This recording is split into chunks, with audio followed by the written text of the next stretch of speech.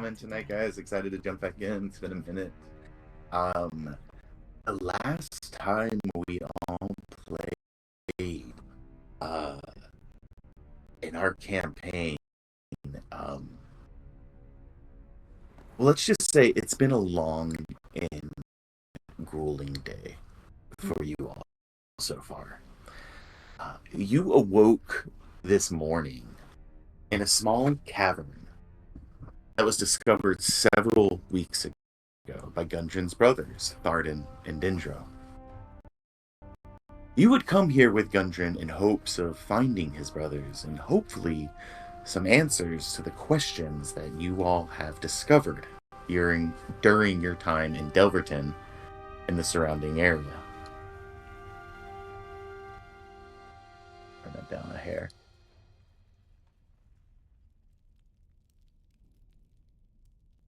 Like, who is the Pale Spider? Why did this Ierno care seek them out to Delverton, the Red Brands, to take a small community?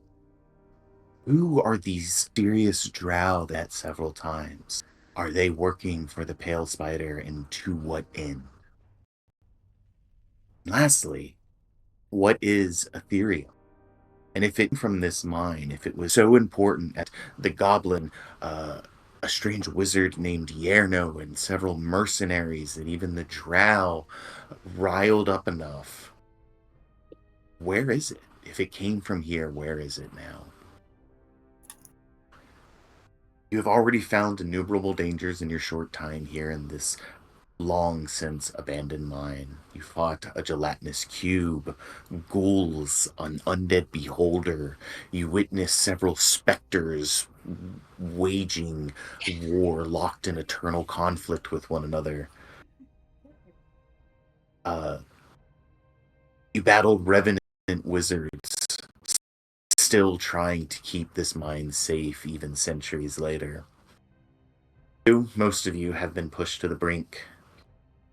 In the end, some glimmer of hope to getting an answer to these questions rattling in your mind still feels nowhere in sight. Will you all continue enduring the dangers of Echo Cave? Or will you succumb to them, like so many before you, as evident by the number of corpses that litter the floor of this cave? It's late afternoon now. We'll say just around 4 or 5 p.m., somewhere in there. You still hear the reverberating sounds of some great exhale echoing around you through the walls of this cave, reverberating through your feet, up your legs, into your chest. It happens every 30, 40 seconds or so. But otherwise, the caverns seem quiet, save for the clopping of goat hooves now heading down the tunnel towards you, coming back from the fight you all just survived. You see the stone structures built into the cavern walls before you, where the old workshop was, where the specter of whom you believe to be Mormesk, an old wizard, attacked you just mere moments ago. Standing here, looking around, you see how injured your companions look. You feel how tired you are from your own wounds.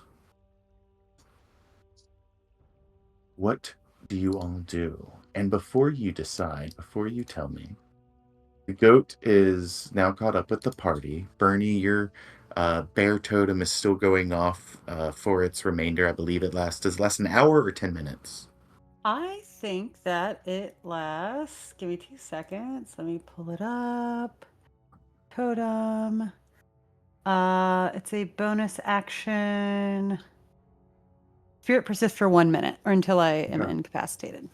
So for a few more seconds, this bear totem continues to glow as you hear this echoing kind of just reverberate around you. And actually, Staris, you feel like this sound that you guys have all been hearing continuously, like clockwork, a few times every couple of minutes. The loudest it has ever been is from that hallway right behind you.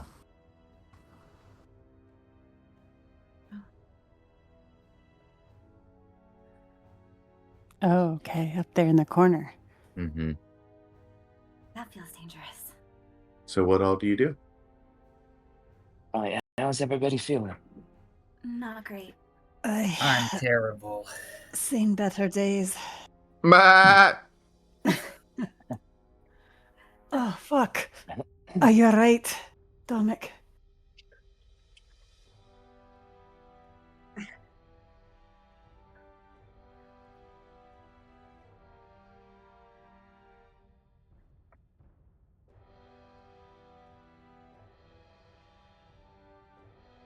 Aye. Oh, Right, should we go away from that sound and maybe into the room where we just defeated all these villains with what is this? The wheel? What are we calling that again? With the little blowing thing. Yeah, there's a couple of unique features to the architecture around here. There's the two workshops that are, or like the workshop and what looked like maybe a bunk room at one time. That are these kind of stone, almost like stone buildings carved into the walls in the rooms you're currently in, and then the room where you fought like the the flaming skull, whatever was left of this ancient wizard who wanted to leave something of himself behind to still protect these mines, and the several undead that they commanded. There appeared to be this like massive bellows that was heating this furnace and was connected to what looked like a large water wheel, which was actually set in a canal that had been carved cleanly from the stone here, and you could see where it like continued further into like the shadows of the cave, and kind of like turned out of sight going to the north. Um, you maybe remembered like a hallway or two you can't remember in the past room because of the heat of the battle. Um, but yeah, you do remember seeing a very large bellows that seemed to heat this massive furnace at one time. But, um, but yeah, Right, Bernie. Is this something that you're familiar with? I know that you lived in the mountains like I, but we we've got particularly good dark vision, and most of the light was provided by the phosphorescent glow of mushrooms and things of the like, so we didn't have much need for this. aye, you mean the furnace over there? Is that what you're talking about? With the canal system. I've heard story, Kitlan, but I can't say that I'm quite familiar with this kind of machinery. My uh, folk were a bit more above ground, but DM, yeah, would I know anything? Does anything yeah, else in there? I'll say anybody who wants to, can roll me either a history check or um, if anybody is proficient with any kind of smithing tools or something akin to that, I would let you make that type of check as well. Well, While that's happening, Bernie's just gonna quietly kind of mutter some words under her breath and druidic, and pull out a little stag from like her pack that she's just been Mm-hmm. holding on to, and it's gonna glow a golden light, and it's gonna expand into the form of a full blown like starlight stag in the middle of the room. And I'm going to cast Healing Spirit while we're just sitting here for a second. It's a bonus action. Um, and basically, anybody that comes within its aura, which is 5 feet cube, is going to restore 1d6 hit points, and I can heal up to 5 creatures 1d6. sure. I think as this stag forms, the bear kind of like fades away. Uh, And as that spell comes to an end, or that feature of yours comes to an end, now I believe this spell, Bernie, has a limited number of heals it can do equal to your. Yes, I can do 4 plus, or my 1 plus my spellcaster modifier, which is 4, so I can do Okay. 5 total. So I think I'm just gonna stick it to our 5 party members, basically. Okay. Cool. And everybody's So gonna get 1d6, yeah, 1d6 hit points okay. So the restored. Pamela and the goat do not get it. Okay. But Aladri, Dominic, Staris, Kitland, and Bernie, you can roll 1d6. Do you add anything to the 1d6? Just 1d6. I think, Mhm. do I roll it, or do we each roll it individually, or how do you I want will to let handle each of you that? roll it individually, Okay, cool. if that's okay with you, Bernie. Yeah, totally. I like what you rolled. I know, I did roll a 6, right? That's fine. I've never been so happy to pet a deer. So cute. Oh, nice. Staris got a 6. Let's go. As she says, so cute, the stag Mhm. licks her cheek and gives her a full 6. And Stars pets it with her mage hand. Cautiously. It's hilarious. Caitlin, what did you and Aladri roll? 2. Yeah, I got a 6, but it didn't show. I'll re-roll it in No, D20 if that's. I believe you. No, you're fine. Take your 6. So 3 6s and 2 2s. Full house. Yeah, not bad. All right. And as you all kind of reach forward and like pet the stag and feel just a little bit of reinvigorating energy, Dominic, it's, it's like you got shot 15 times and then, smoked half a cigarette. It's like, I appreciate the buzz, but I'm still bleeding profusely.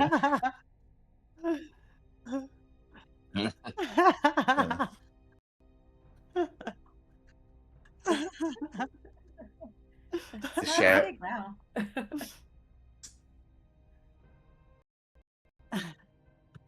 Take it too.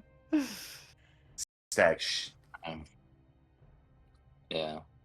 The stag Um, shakes, and much like the bear, just sort of dissolves into starlight, and you see these faint little like droplets of light just kind of rain down on the ground where it once stood, and you guys find yourselves in darkness once again. The sound of the echo continuing to breathe through the entire cave, and again, Staris, I think the hairs on the back of your stand a little bit as you hear this sound. In fact, as you kind of have this moment of quiet, and then I'll let you say what you wanted to say, Kitland. Stars, will you roll me a perception check, please? 11. As that sound reverberates through you, Stars, and you hear it just beating off the walls. I think with an 11, it feels close here. Kitland, I think you wanted to. Yeah, I was just gonna. I'm super interested in the bellows and the wheel over here. Okay. And I just want to go back to that history check. Oh yeah. I already have, the historical knowledge and did that when we first entered, and we learned that it was created by dwarves, mainly with the help of other folks. But I'm assuming this is dwarven made. But yeah, like I said, like for flavor for my character, I'd rather have like our little underground colony use like bioluminescence and phosphorescent light. Yeah, The this main is. light source down there. Instead of not having like these big pits of fire. So if I can do a history check on maybe something I read. I think this is something that's definitely like, if not in Kitland's wheelhouse, definitely something like on his like hobby shelf. You know what I mean? Like very much like this is like, like the nerdy kid at like the train museum. Like they're into this, and So do me a favor, Caitlin. Careful. I want you to roll. There's nothing wrong with that. No, you a- accurately described Joe. No.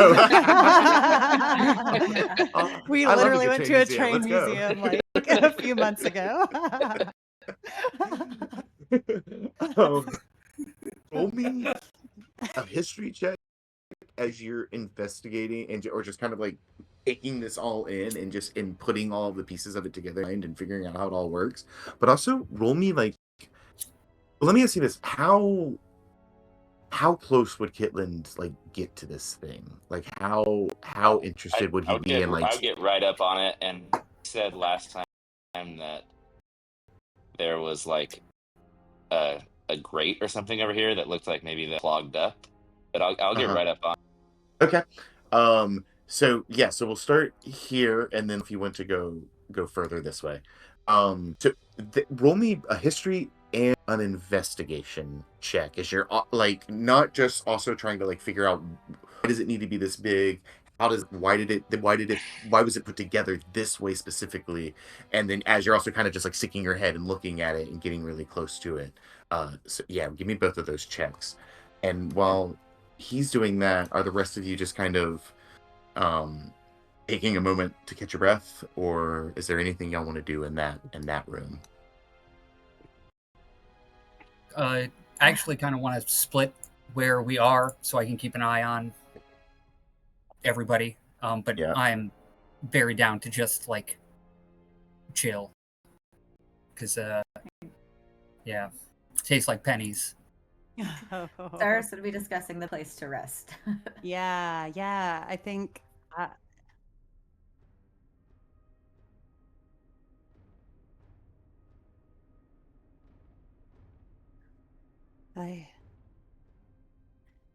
barricade.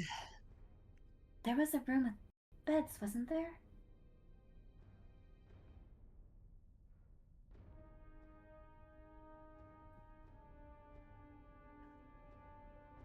That was right off of the room with beds. I think Oh man, I watched that show.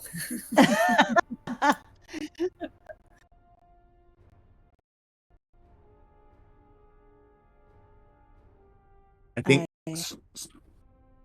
Staris, you would remember that there were some stone beds in that room where you fought the ghouls. And then Bernie, I think you would remember the like wine storage room you found that was also pretty neatly tucked away. Didn't smell great, and it would be cramped. It might be hard for like everybody to take a long rest comfortably there.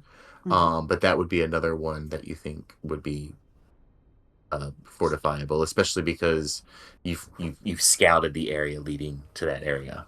I think Dominic, just your soldier sense, I think this would be a good spot. The only downside is you've got a door right here, and you've got a hallway nearby that you still haven't investigated, and you're not sure what's going on down there. So there is a little bit of a mark against this, I guess, if you're considering the most defensible options. While you three are thinking about that, Kitland, so with a 10 history check, I think the function of it and your like general knowledge of this stuff is pretty easy enough to deduce, right? This is very similar to a type like a furnace that would be used by any kind of smith to melt down the ore and make it into something that is malleable enough for them to actually construct with. The billows and the water wheel you piece together, kind of taking like 5 or 10 minutes to like look at the wheel before moving on to the furnace. You see where the wheel was connected to the billows, and as the wheel spins, it pumps the billows. So at one point you deduce that water probably flowed through this canal, powered this water wheel to allow it to pump the bellows and heat the furnace. And then as your investigation leads you to the furnace and you start to get a closer look, you notice a really strange burnt residue in the bowl of the furnace. It doesn't look like any kind of charring that you would see from your like very traditional iron, or even like some of your precious ores like your gold or your silvers. And as you kind of like look at it, there's no light, but your dark vision kind of, you see that it gleams with almost like this oil slick like sheen to it in certain places, giving like a strange magical kind of glowing effect stained onto this bowl. And you get the sense that whatever that raw material was that Ierno had, that Ethereum, you start to figure out that you think this is what got broken down into something nibble. And as you start to like piece the together of how this whole operation worked, you then think back to the broken brazier, where Vesk formed and attacked you through the walls and went after Bernie, and not, radiantly burnt the corpse. Who knows what could have happened in that fight? You think to the broken brazier, that workshop. This is where the ore was refined and melted down. This is where the Ethereum. This is like kind of your working theory. The workshop is where it was. Then the broken brazier is then where it was used to craft and make things. Anything about the thing I saw over here? So as you go over there, you realize that it's not actual rates that you saw, but like rows of spider webs.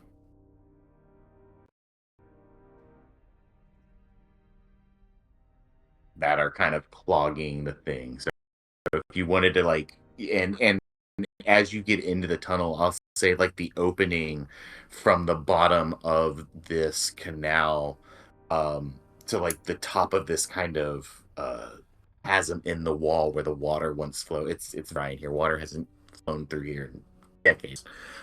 It's like maybe like 2 feet tall. So even for someone as short as you would have to kind of duck to crawl through here. And if your companions wanted to come through, would probably have to crawl. It's just choked with spider web.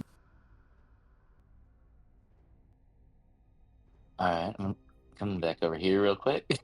Any like little I'll also shards say or anything in there in the bowl?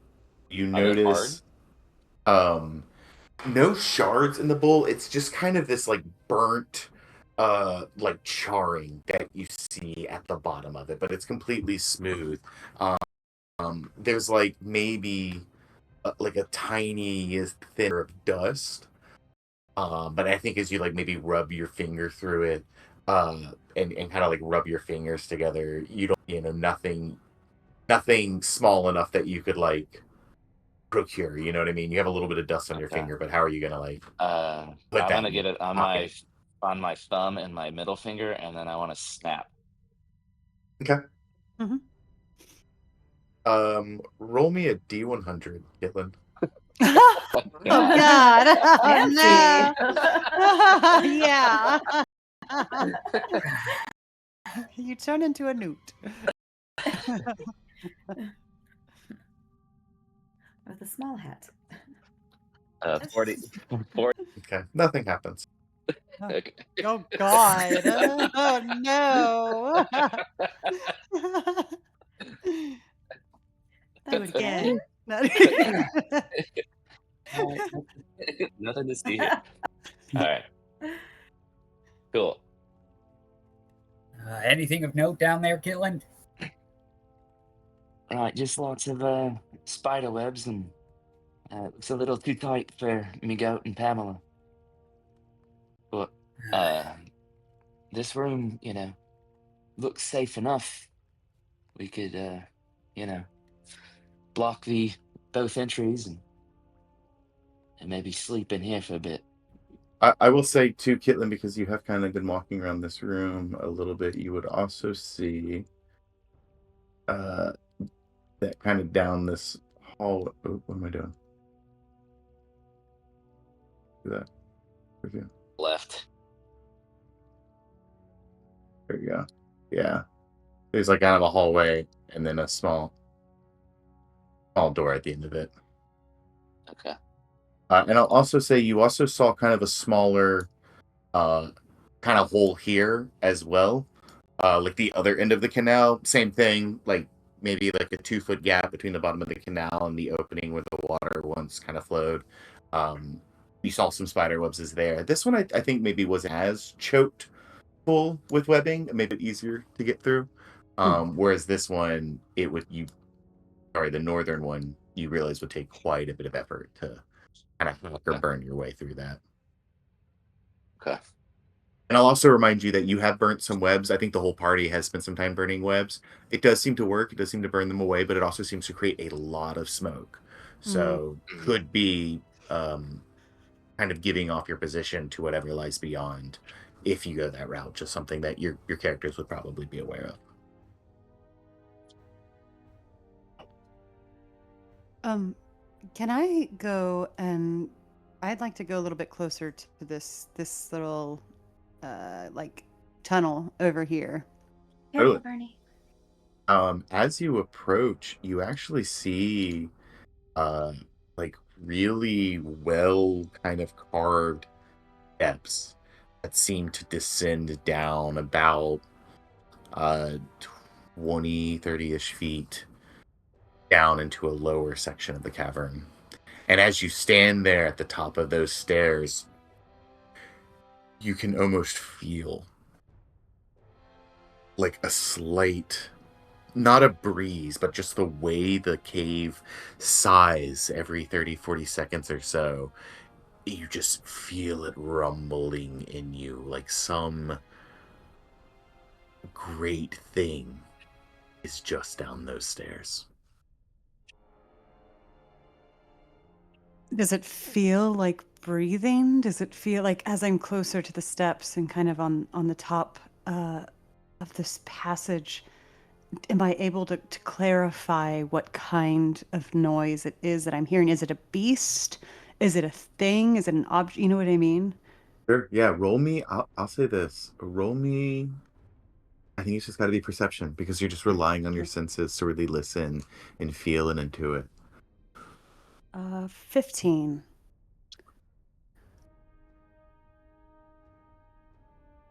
Bernie, let me ask you a question. Mm-hmm. Has Bernie ever seen the ocean? Ooh. I think that Bernie has seen drawings of the ocean. Okay. On a 15, there's something about it that resonates with you. It is powerful, whatever is making this sound. But you don't think it's breathing as you stand here taking it in.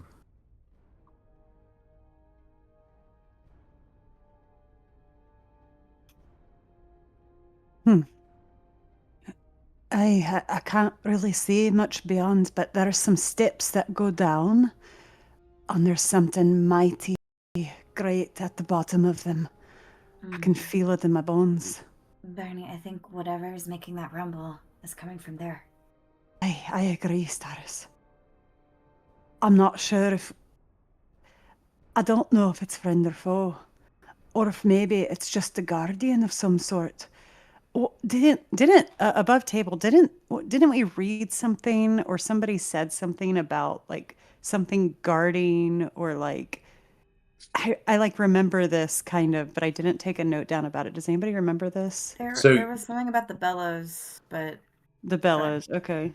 You guys discovered, and it was a very fun moment for me as your DM. So you discovered Mormesk journal, so just above table. Mormesk is the body you found here. Yes. And that had the journal on it. And then the ghost that attacked you seemed to respond when that body was destroyed. So you guys believe the ghost who attacked you was the ghost of this body, a wizard named Mormesk. And in Mormesk's journal, he talked about another wizard named Silas who just finished performing a ritual in which he killed himself very easily so that he could protect the bellows. And I think in that journal he also mentioned like this is the safe word so that this Yeah. hideous creature he's become doesn't attack me. And as you guys killed it, you guys were like, "Oh shit, that was the thing in the book. We should have. What was That's the word? right. What was the That's word?" right. But Yeah. at that point, you had already slain it. Okay. Cool. Okay, so Oh, nothing. actually, the word was decidite, by the way. And DCDJ. I need to check one thing. You'll all just bear with me for 2 seconds. Yeah.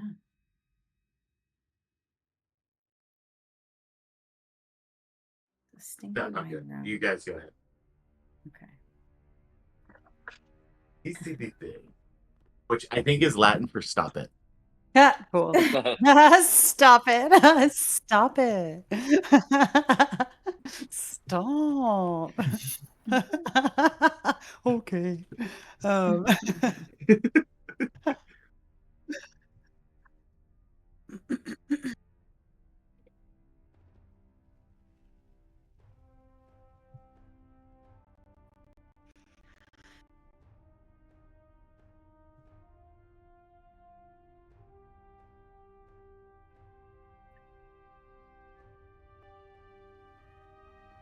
Hmm. It feels too open. Aye. These are the times that I wish that coup was still around. I never thought I'd miss those little alarms that he set, eh? But I agree. We should, I think, track back a little bit and see if we got one of those rooms with maybe a bed in it or something we can borrow from one entrance.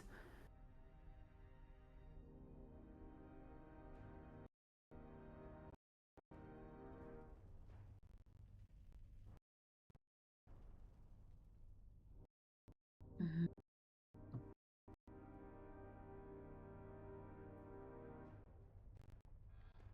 Fine. Of course, the ghost room with the closet.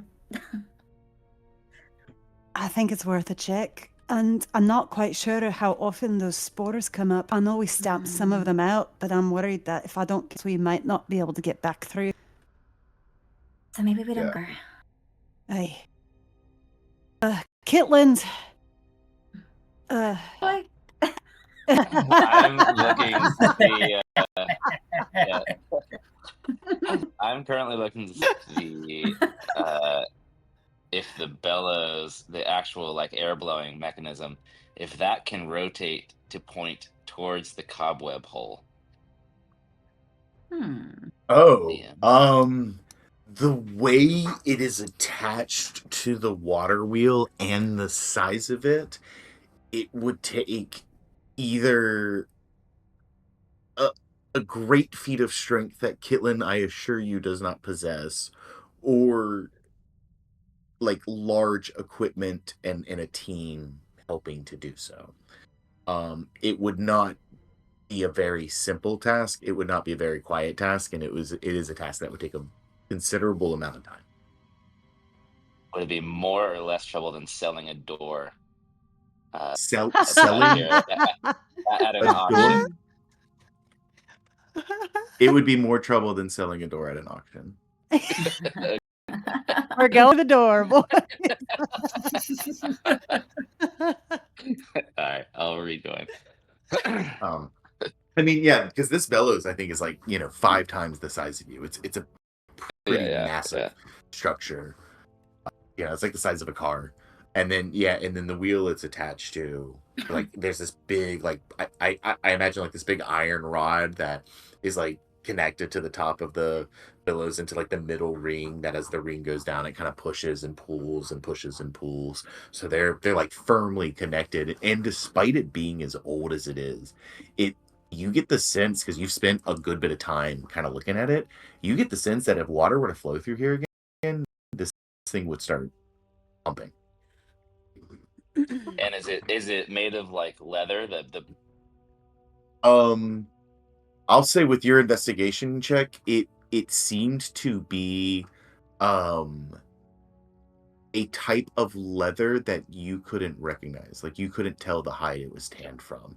And you, like, Alright. inspected it for holes, and there was, like, a couple of worn parts, but as far as you could tell, there wasn't a pocket of that was, like, breached. Sure. I'll come back over and then say, all right, Dominic, we can cut a hole in the back of the bellows and clog the nozzle. Once we spin the wheel, it will blow air down the hole, getting rid of the cobwebs, and we can go that way. What do you think? Dominic? Dominic? Comic technically died for about 3 seconds there.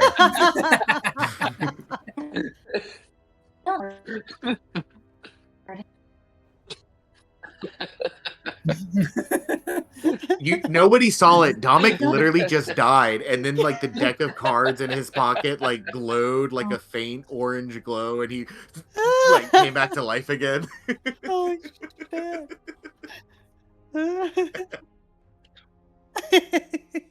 that didn't happen.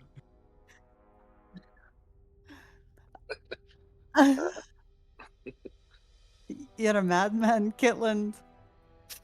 I don't think it's necessarily a bad idea, but I can't think of anything until we take just a little bit of a break. Right, well, we've got this room here and one down there. I think the plan is to head back just a little bit and see if And, there like, is a safer spot. Everyone else is like, their clothing is burned. You can see Yeah, let's go burns this on way. their skin. You can see bruises, and like I think parts of like Bernie's beard might have been singed. Yes, Like, for sure. and Kitlin has like a scratch, I think, on his forearm, and like No, I'm pretty messed up. that's it. Are you? Are you Yeah. bloodied? If I didn't have the temp hit points, I would be nearly bloodied. Nearly, yeah. We're all at like Okay. 7. Yeah, what is double bloodied? Yeah. Everybody else is like Double bloody. single digits. I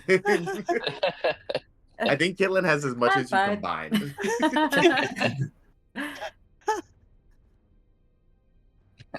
It's close. It's possible. So the oldest amongst you seems eager to push forward, and the rest of you are pushing back pretty hard. So what is the plan? I think it's sleep in this room. Yeah, I think head back to this room, check it out first. I think Okay. I'm gonna do a quick little peep around, check Yeah. that closet again, make sure that Skelly's still being still.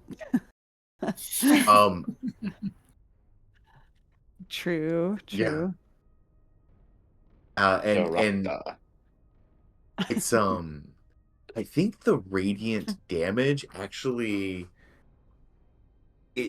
it's been it was so long that this was literal bone, right? There wasn't a lot of flesh still left here, and I think the radiant damage just like literally disintegrated it, and so that's just kind of like a fine powdery dust. And you can see like the torn robes that he once wore. But yeah, there's I think there's kind of like a white kind of charred spot, where the radiant damage just sort of like stained that wall. But yeah, there doesn't seem to be anything left of the corpse you purified. And I rub my fingers in it and snap. Roll me a D100. Stop. Is this the new thing? Oh my, I can't. Oh my god.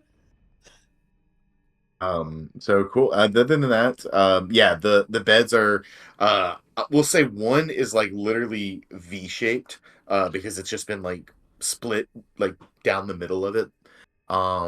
The other one seems okay, except it's missing one of its legs, so it definitely like wobbles like to the down, bottom left corner of the bed, just sort of like falls if any weight is put on that side. But the room itself, apart from a smattering of debris about the floor, is pretty clear. And while it wouldn't be comfortable, uh, you do I'll have enough space to attempt to take a rest here, if that's what you all would like to do. I'll use my piton to shim up that leg and then offer the bed to Dominic. Nice.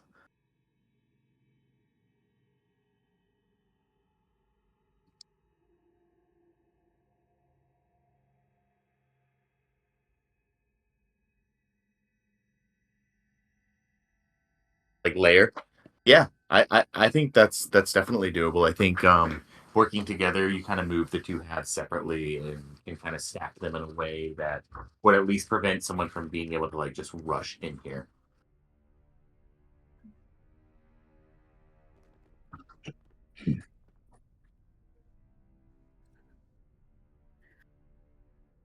We also have Right, the goat. and we can leave the goat, yeah.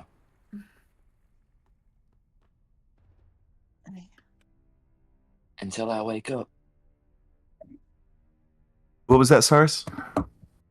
Oh, I was just mentioning the goat. Oh.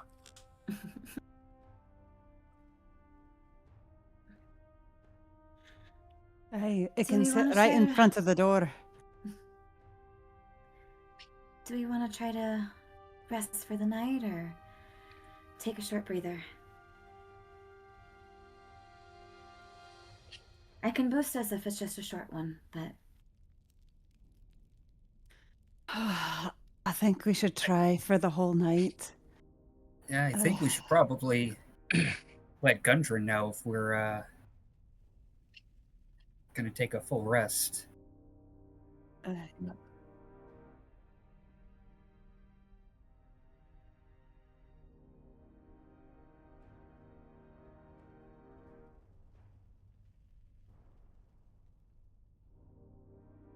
Right, I think we've left a pretty evident trail of where we've been.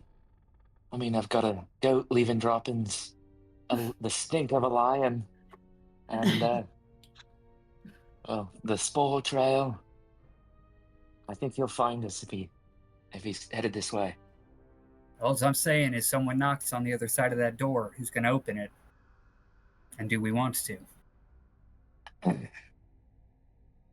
Well, they'll have to get past the goat. That being said, and Bernie's going to kind of walk to the door or walk outside for a second to talk to the goat. All right, forgive me, I don't quite remember which lung you were, but I'm when on you- 3. Right. Thank you, Lung 3. Thank you. We're going to try and take a rest. I know you're around for a while longer. If you could just sit right in front of this door and don't move as much as possible, and you just bleat as loud as you can if somebody starts coming this way. Aye? He nods his head vigorously, takes like a very sturdy standing position, and then just refuses to move. Like he doesn't even blink. That'll work. And then I'll just walk back in. I'll let them know our little guard goat to keep watch and make a sound if somebody comes nearby. It's good to Could you have tell him security to, sorted. Could you tell him to do a different sign if it's Gundren, since he knows what Gundren looks like? I can try. I'm going to be honest. I'm not sure how many brain cells this goat has. But Bernie walks back outside and looks at the goat. Lung 3, if you see somebody that looks like me, I want you... don't make any sound. Just let him knock on the door. Does that make sense? The goat doesn't move. Aye, that's a good boy. And Bernie just walks back into the room and looks at Kitlin and like shrugs and gives him a nod. Like, Could we write a note on the wall? Well, the problem is, although I suppose now we have a giant goat outside the door, so somebody's gonna know that something's up regardless. A note Yeah, might that's not be a true. bad idea. Right, I one think last thing for the goat. Could you tell him not to eat the fungus? I don't think that goat is moving until he dies.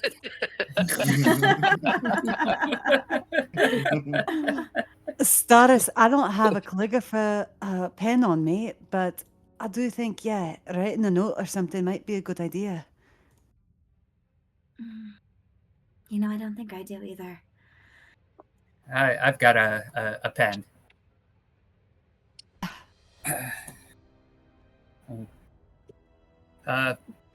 Rummage through my bag. Dragon chest set. These tools. All right. Yep. Here's a. And Eladri opens up this little box, and it's got a little wax kit, a few different signet rings, and a couple of vials of ink with a well-used quill. Parchment, or right on the stone. I'd hate to deface this cave system that we're in here, but I think it'd see better days all the same. Writing on the stone probably will not work with ink as well. Mm. I have to like scratch it in or something. Yep. I guess parchment. Easy enough. Cool. All right. Little bit Simple. of Gundren, we're resting parchment. here. Enough. Cool. All right. I'm not gonna get attacked if I step outside by the goat, Bernie. I don't. It's not 100% guaranteed, but I don't think so. In fact, why don't I go out with you? And Bernie Easy will enough. open the door and just kind of like, yeah, be with Eladri as they walk out. Bernie, you step out first, and as soon as Eladri steps out behind you, you see the goat like inhale, like he's No, about no, no, to. no, like... no, no, no, no, no, no, no. And Bernie like reaches out and clasps her hands Friend. over the goat's maw and just like clamps it shut. Remember, people we don't know. This is Eladri, part of our party. Looks at Eladri like really intently, like he's trying very hard to remember Eladri's face, and then back to you, and then just like gives like a stern nod. I release the mouth. There you go. Goes back to Alright. his statue mode. All right. Yeah. Gundren resting in here. Knock thrice. It's good. Hey. Right. Awesome. Yeah, a little bit of spit, I guess, to stick it on the door. Okay. Perfect. Oh yeah. It sticks to the door. It might slide off, but it'll land nearby. So if Gundren does come by, it'd be obvious. It's out of place here. A fresh piece of parchment, and an otherwise old and dusty, abandoned mine. Anything else? All right. Mhm. Time for some shut eye. I think so.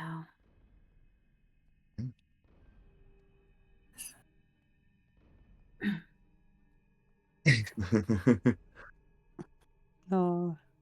I think Bernie's gonna go like sit down beside Dominic and just kind of like give him a little pat on the leg and lean up against the wall and do the same.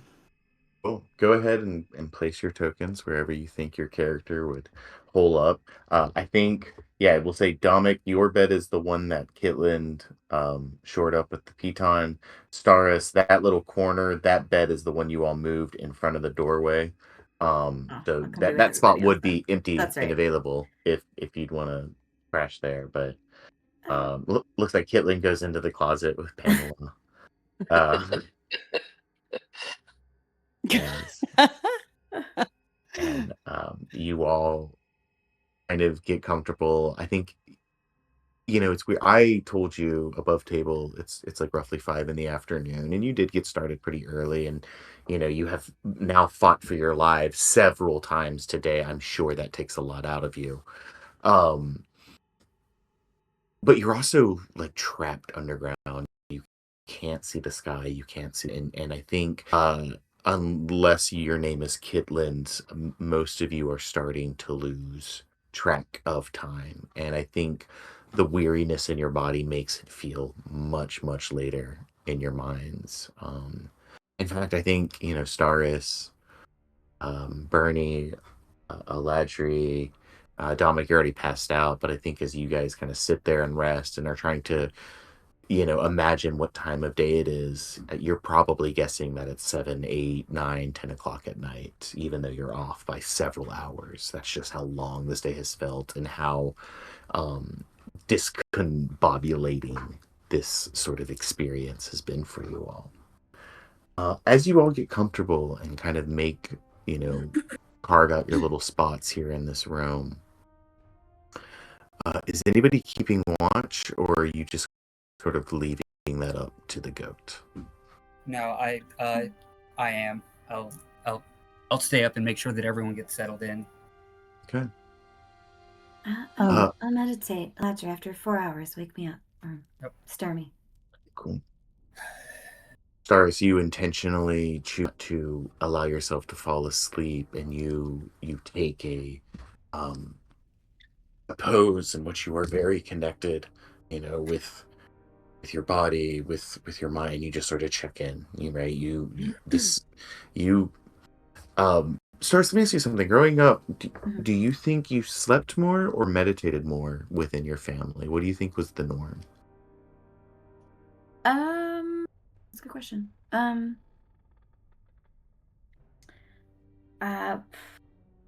would say it's probably 50-50. Okay. But maybe more on the meditation side. I think so. I imagine that there was a bit of a right, she like was an rebellious adherence that way and would actually sleep.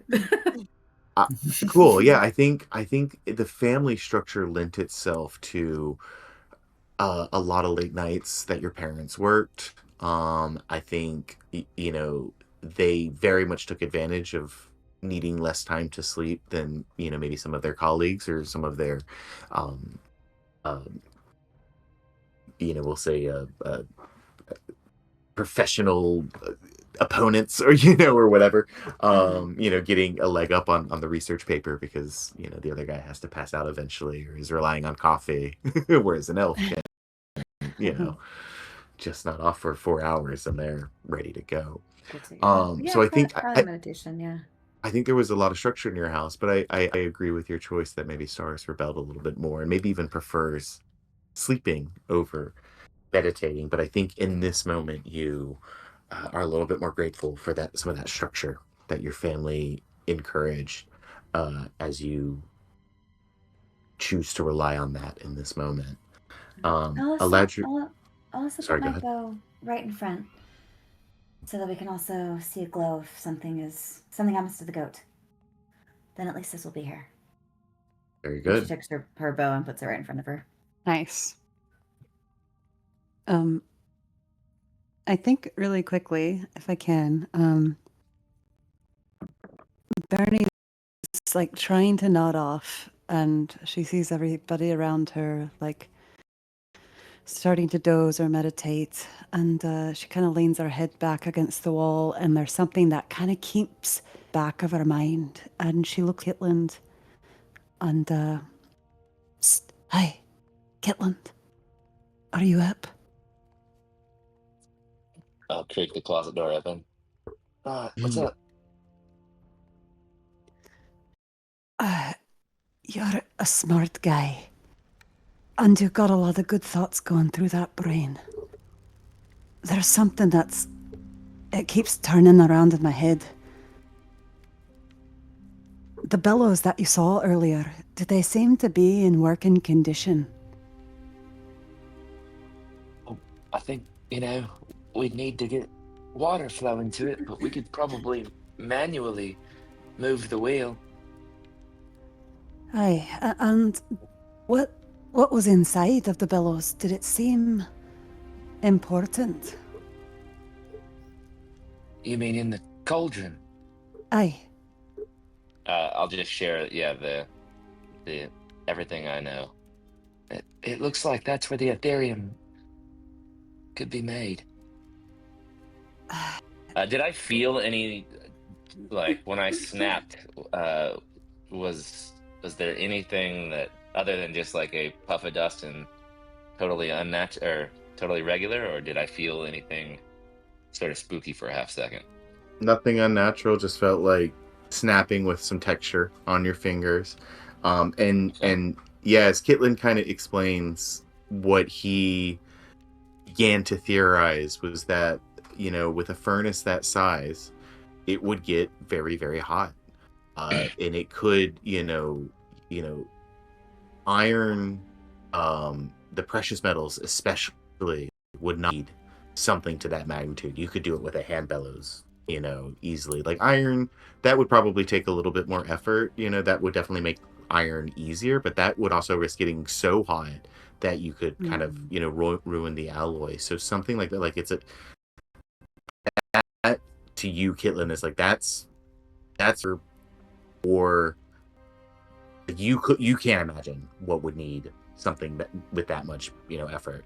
So the theory, the working theory that Kitlin has started to piece together is that he thinks maybe that Ethereum stuff that Ierno talked about, it was mined here, it was found here, that material was taken into those bellows, that's where it was made malleable, and then it was taken in the workshop, which is the other room that you guys aren't currently in. And that's where maybe they used it to build whatever they built that made the city of Phandalin powerful. Whether it was weapons like Talon that Dominic found, or it was, magical items. You guys remember the king of the goblins, all the various magical items. He had discovered the crown, things like that. Like, who knows what kind of powerful artifacts could have been created in that room just next door to you all. I think if that's the thing that makes the Ethereum malleable, let's say, then the thing I don't understand, we're seeing spider webs everywhere, and as we know, that means that the drow are somewhere nearby, the Spider Queen and all her minions, and I have no doubt that they've been creeping and crawling all down in these caves. But if the Ethereum is what they're after, and they've found a place that can do it, and they have the machinery, Kitlin, why do you think that they haven't made it work yet? Right, well, the wizard we saw use it seemed to have spent time understanding it. If they're just, it's dangerous. I had a bead of sweat on my head when I thought I had some in my fingertips. Aye. Who knows what it can do? I want you both to roll me an insight check as you have this conversation.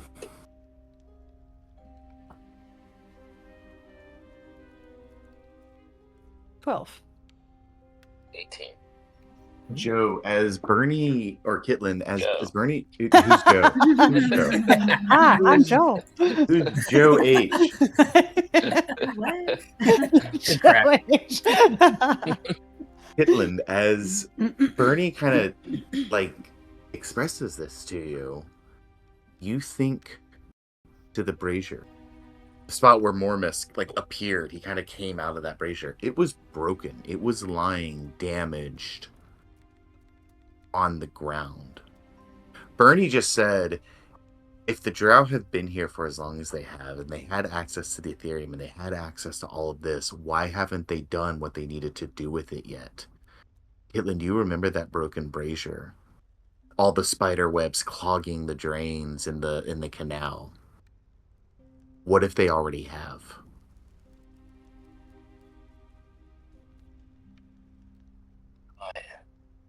I think they put too many spider webs in the drain, and now they can't get the water to work. Or they've already figured it out. It's like, Bernie's like, am I having a Bernie's stroke? totally, yeah. But Bernie's totally sold on the first thing that he said. She's like, yeah, you're probably right. And then he says the second part, and she's like, ah, shite. Then what does that mean for us? Oh, is what we're doing futile? I'm just not sure what to think or feel at this point. I know we have to keep pushing, but hey, Well, how I do you think prepare? our group thinks on the fly quite a bit better than they did when we encountered them last, so I think we'll figure it out. I mean, for Christ's sake, she was just sat stock still. Who was that stopped still? The Dark Elves. I.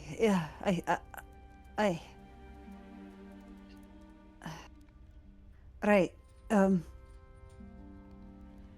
right, I'm gonna try and get some sleep. We're just that's hilarious now. Yeah. Yeah. And Bernie just kind of like gives Caitlin a smile and a nod and turns her head away. And I think like as she's starting to drift off, she's just thinking over and over like, what is it that they could have made? Like what she's like trying to put the pieces together, trying to think about all their encounters and just trying to figure out like what feels like the last missing puzzle piece. But yeah. And I think you could tell as you were talking to me, I was thinking about the mechanics of the bellows and like only half listening to your questions. Yeah. Like hyper focused on. All right, that wheel moves like that, so that Yeah. moves like next there. I love that. That's awesome. Awesome. At Bernie, as you and Caitlin, continue to discuss and think about this sort of revelation you've just made, eventually, it becomes something where like your body was already exhausted, so your mind went to work because you realize you're in imminent danger and you realize there's still a lot of work to do, but then like using your mind just like made you twice as tired, like 10 times faster. And I think Aladri, as you kind of sit in the opposite corner and listen, you hear like murmured conversation, maybe pick up a little bit of what they're saying, and after about 15-20 minutes or so, you kind of hear the soft snoring of all of your companions filling the room.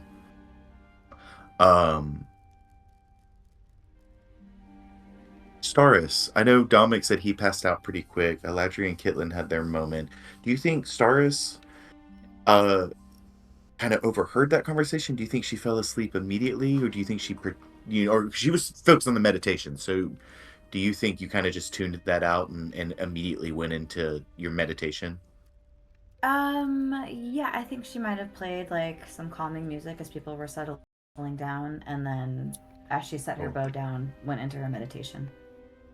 Yeah, I think that's a compulsive thing for Staris too, is to just play your music, right? It's like like somebody pulling out their phone and looking at like you just if you have a moment, you want to pull out the lute, you want to pull out the violin, make sure it's in tune, and so yeah, she does. She gives you a little accompanying music and puts it away. You fall into your trance. Bernie and Caitlin, they have their moment. Dominic snoring lightly. Everybody falls asleep, and Aladri, you're left the last one awake. How are you feeling, Aladri? Rough. Very, very rough. Don't necessarily like being underground. I'm not used to hard work and long days, but boy, missing the sun is becoming a problem. And damn these spiders. But I got a job to do, and we're going to do it. And my companions are more than capable. I feel like I'm just trying to keep up, and I think that realization is kind of hitting Eladri, that these folks have been together for a lot longer than he's been with them.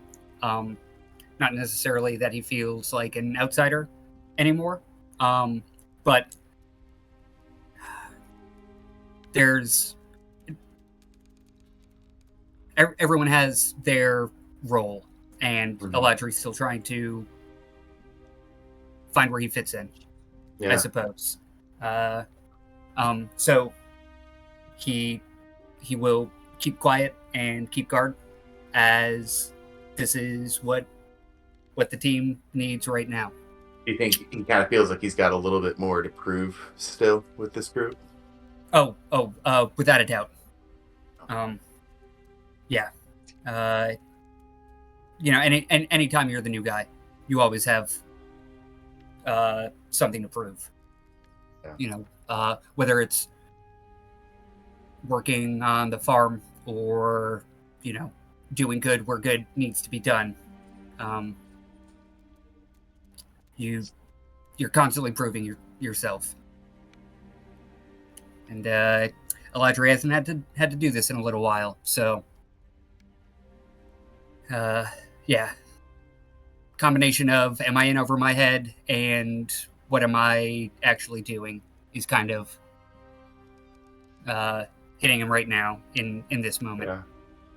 Yeah, and I think as Eladri kind of contemplates, where he fits in and has these feelings of, obligation, I think you just sort of instinctively kind of like rub your wrist a little bit, and pull your sleeves up a little bit higher, and go ahead and roll me a luck roll, Eladri, as you spend kind of the first hour just keeping an eye and ear out for your companions, fighting against the exhaustion that is just begging you to rest. So all I need is a d20. You do not want to get a 4 or lower. All right, 1d20. All right, how about a 14? The first, we'll say like hour and a half, 2 hours pass by, and give me, I'm going to ask for a Constitution saving throw, Eladri, but I'm going to allow you to roll this with advantage because I know you're a pretty stern hombre. Cool. Right here. All right, Constitution.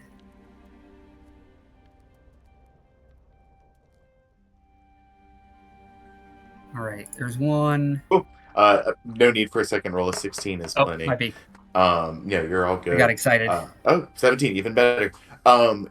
You are able to power through the exhaustion that takes over. You hear Bernie, Pamela, Kitland, and Dominic all like just kind of that light breathing, that happens when someone's in deep sleep. The only one who you really don't hear anything from is Staris, who has just sort of been... Staris, do you think you kind of like sit in like a lotus pose when you meditate? Do you lay on your back when you meditate?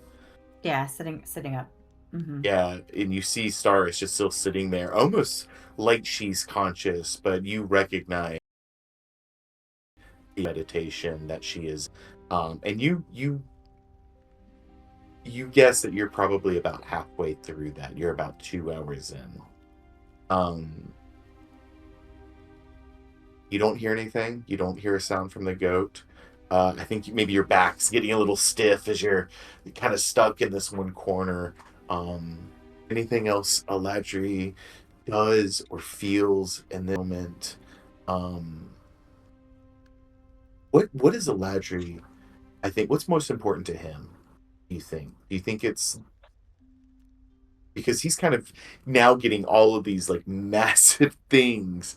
He's learned a lot in a very, very short amount of time. So I think what of all of the things that Eladri has learned, this mythical material called Ethereum that's tied to this ancient city of Phandalin, the fact that there's some drow plot that's happening, or what's going on with Gundren and him trying to find his brother. So I think what are those three things is resonating most with Eladri?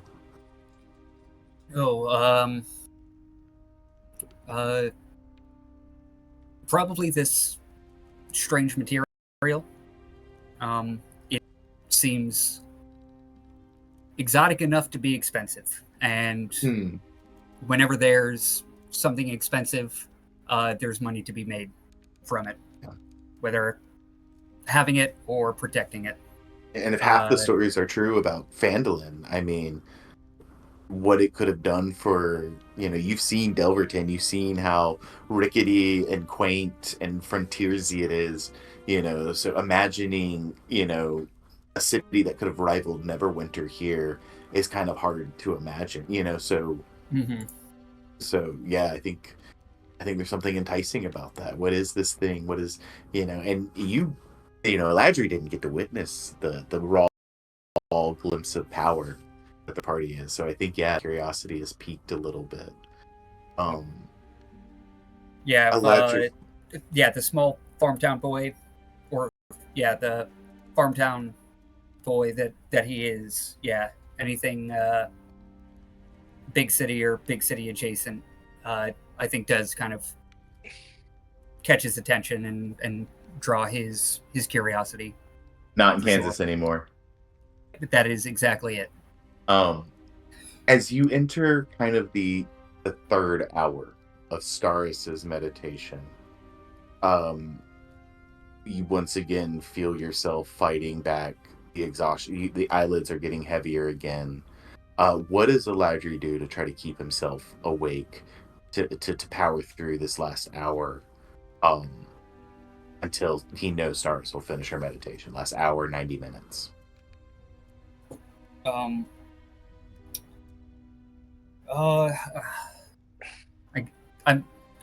I guess we're gonna get battle ready for whatever it is we're going to do tomorrow. So, as we go, we'll sharpen crossbow bolts, daggers, kind of wind up the whip, and just quietly check to see that his equipment's in working order. Awesome. Give me a D20 roll plus your proficiency. 20 plus proficiency. All right. Mm-hmm. So I'll roll the 20, and then we'll add. Cool. So 9 all day. Think as you get into this rote, just very methodical, mechanical movement, it starts to have the opposites that you intended.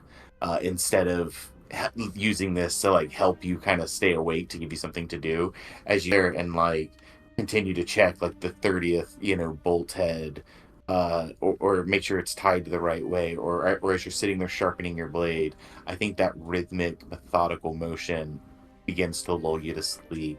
Give me one more Constitution saving throw, but I'm going to need it with a disadvantage this time, as Eladri's eyelids get very heavy. Come on. Come on, Elf. Hey. Let's go. Oh. You yeah. you feel what's happening begin to happen, Eladri, and you shake it off. You stand up. You do your shake. You shake it out a little bit, slap your face quietly, and you are able to continue to stay awake. Another 45 minutes or so. Yep. Goes by. Well, it's not exhausting. He would have just fallen asleep. But he does not. And so you stay awake into the fourth and final hour of Staris' meditation. Eladri, about 3.5 hours or so, give or take, after your party falls asleep, You're sitting there. All of your crossbow bolts are sharp. They're straight. They're ready to fly. Your whip, you've mended the torn parts. You've sharpened your blade. You've sharpened it twice. You've done all of this in triplicate. You're sitting there. You're just waiting for Cyrus to wake up and tag you out. You know it's not going to be long now. You hear about 20 feet away from you, "Ah!" and then silence. Oh, fuck. Any glowing from the bow?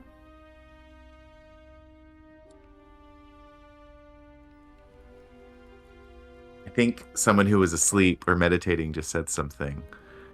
I need to check one thing. Okay. Staris, thank you for the reminder, because I know it does wake you up if you're sleeping. Does I it? need to Oh, check. wow. Ooh. Mhm.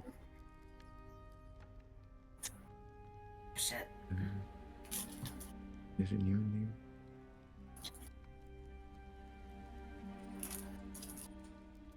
Can't be surprised. Mm-hmm. Cool.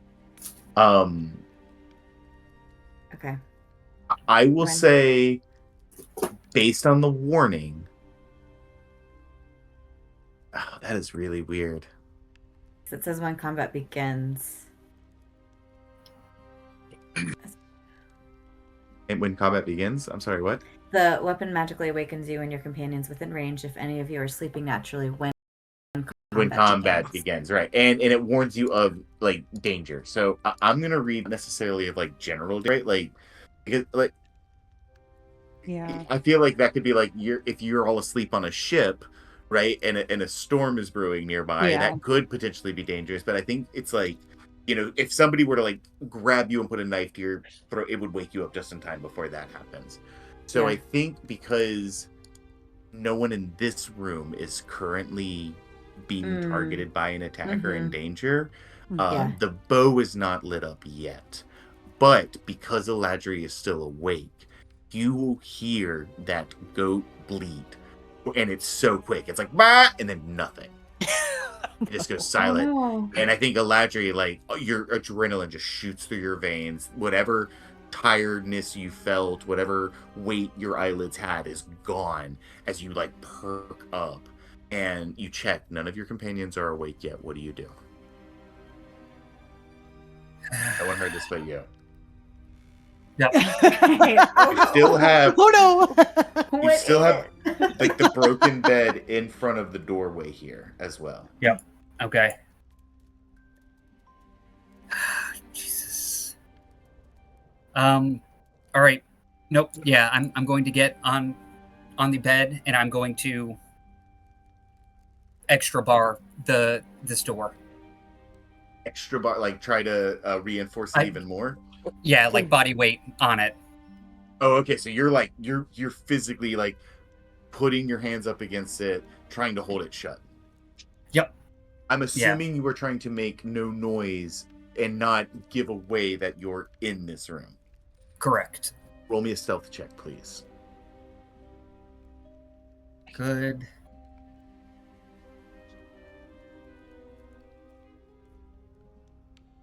Not good enough.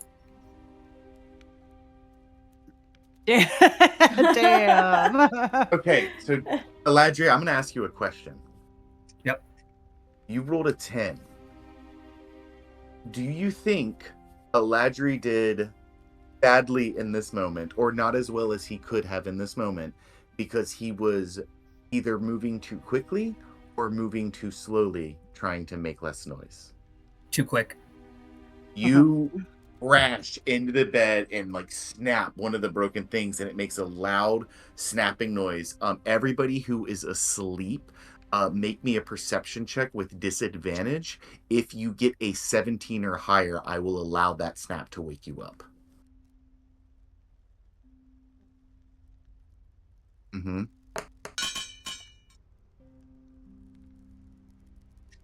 Cool. Hell yeah.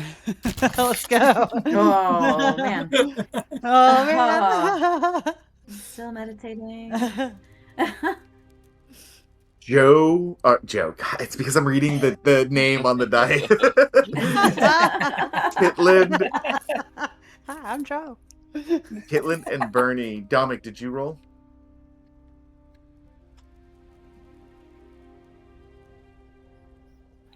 Okay, so I will say Kitland and Bernie.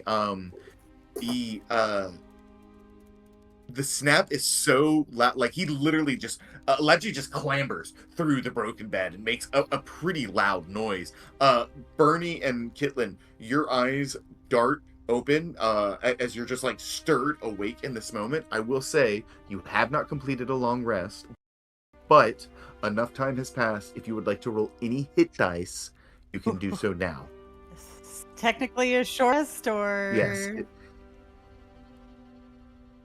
I will count this as a technical short rest. So anything that would have recharged on a short rest does, because you have been asleep for a few hours at this point. Thank you, DM. So this is you've taken a short rest. You can complete a short rest, and you can roll any hit die to regain any hit points as your eyes wake up in this moment. You see, as Aladri, because you chose to get there fast, you see the door start to swing open as you try to jump into it to close. I need a contested check with you. This is going to be athletics versus whatever I choose to roll. Okay. So I'm rolling in athletics.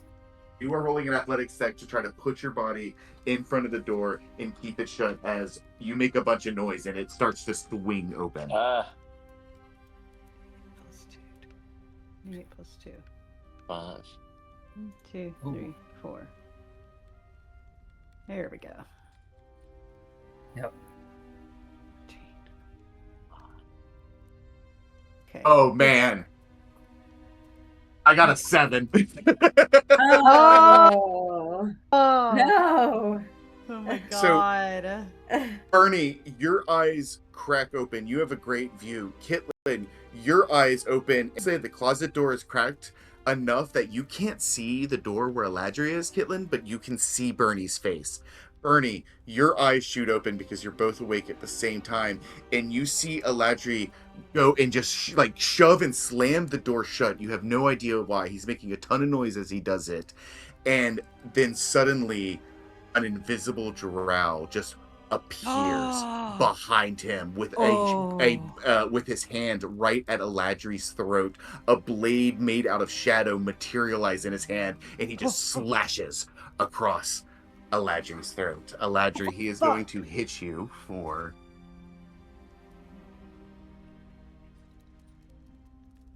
because he's doing sneak attack. That's an extra 2d6. Because he is an assassin, it's an automatic crit. Quick question. Sorry. Because he has advantage on the roll because of his assassin feature, it's an additional d6 force on top of the d6. Quick question. Does Yes. Staros's bow prevent sneak attack because it alerts to any it prevents any surprise attack from happening, or it lets us know before any surprise attack happens? Oh, I see what you're saying. Yeah. 30 feet of you can't be surprised except when you can pass. Oh, fair enough. That is going to make it not a crit because you cannot be surprised. Ah. But I will still have... Okay, it will not make it an automatic crit, but it will still be... Actually, no, I will say this. Kitland, Bernie, and Aladri, because the three of you are awake and Staros's bow begins to glow, he was able to slip inside invisibly, and he gets in position to attack. As the bow lights up, giving you just enough time to react, I'm going to have the four of you roll initiative. And I guess would Staros then wake up? You will wake up right after this. So I'm gonna do one quick round with them because they were able to wake up, and then you're gonna wake up and see that oh shit, this is what's going Thank on.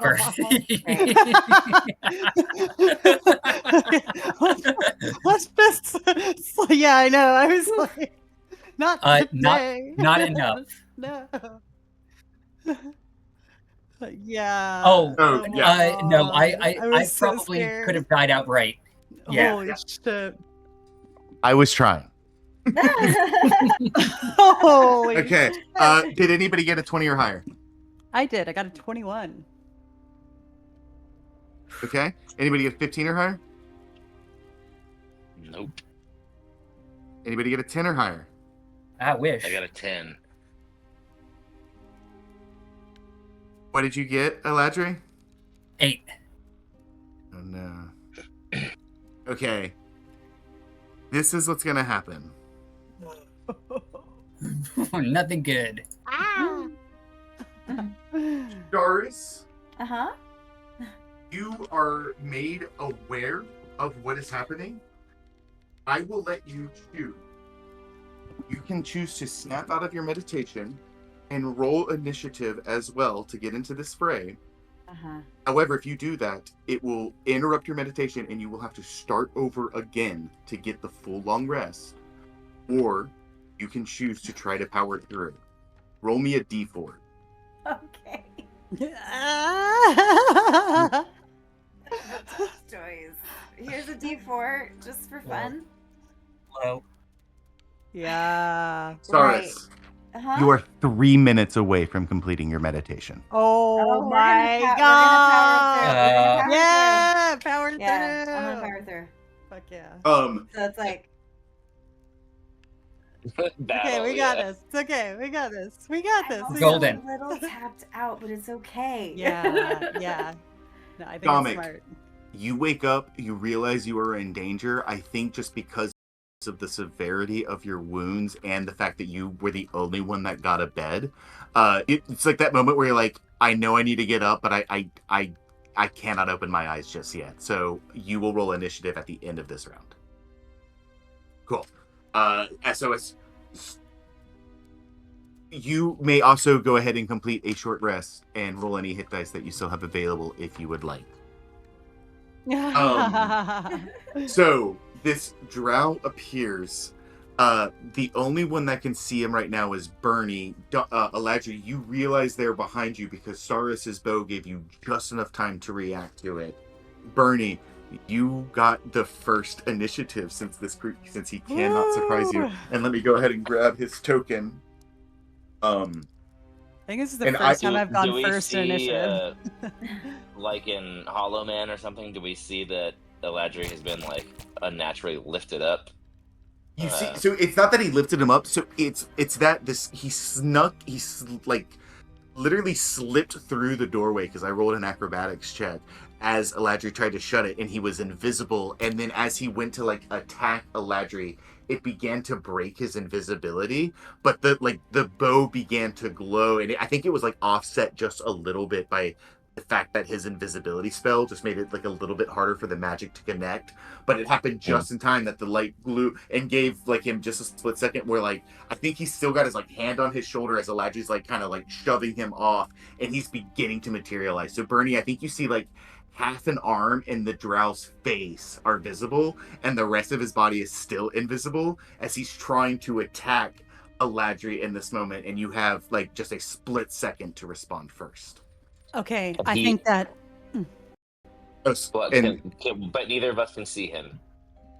Bernie is beginning to see the and I'm sorry, I was in the process of grabbing the token. Bernie is beginning to see him materialize. Eladri is aware that there is a figure right behind him, and Kitlin, through the closet door, you see it, Bernie's face, who is clearly reacting to what's happening, and then you're about to see her do whatever she does.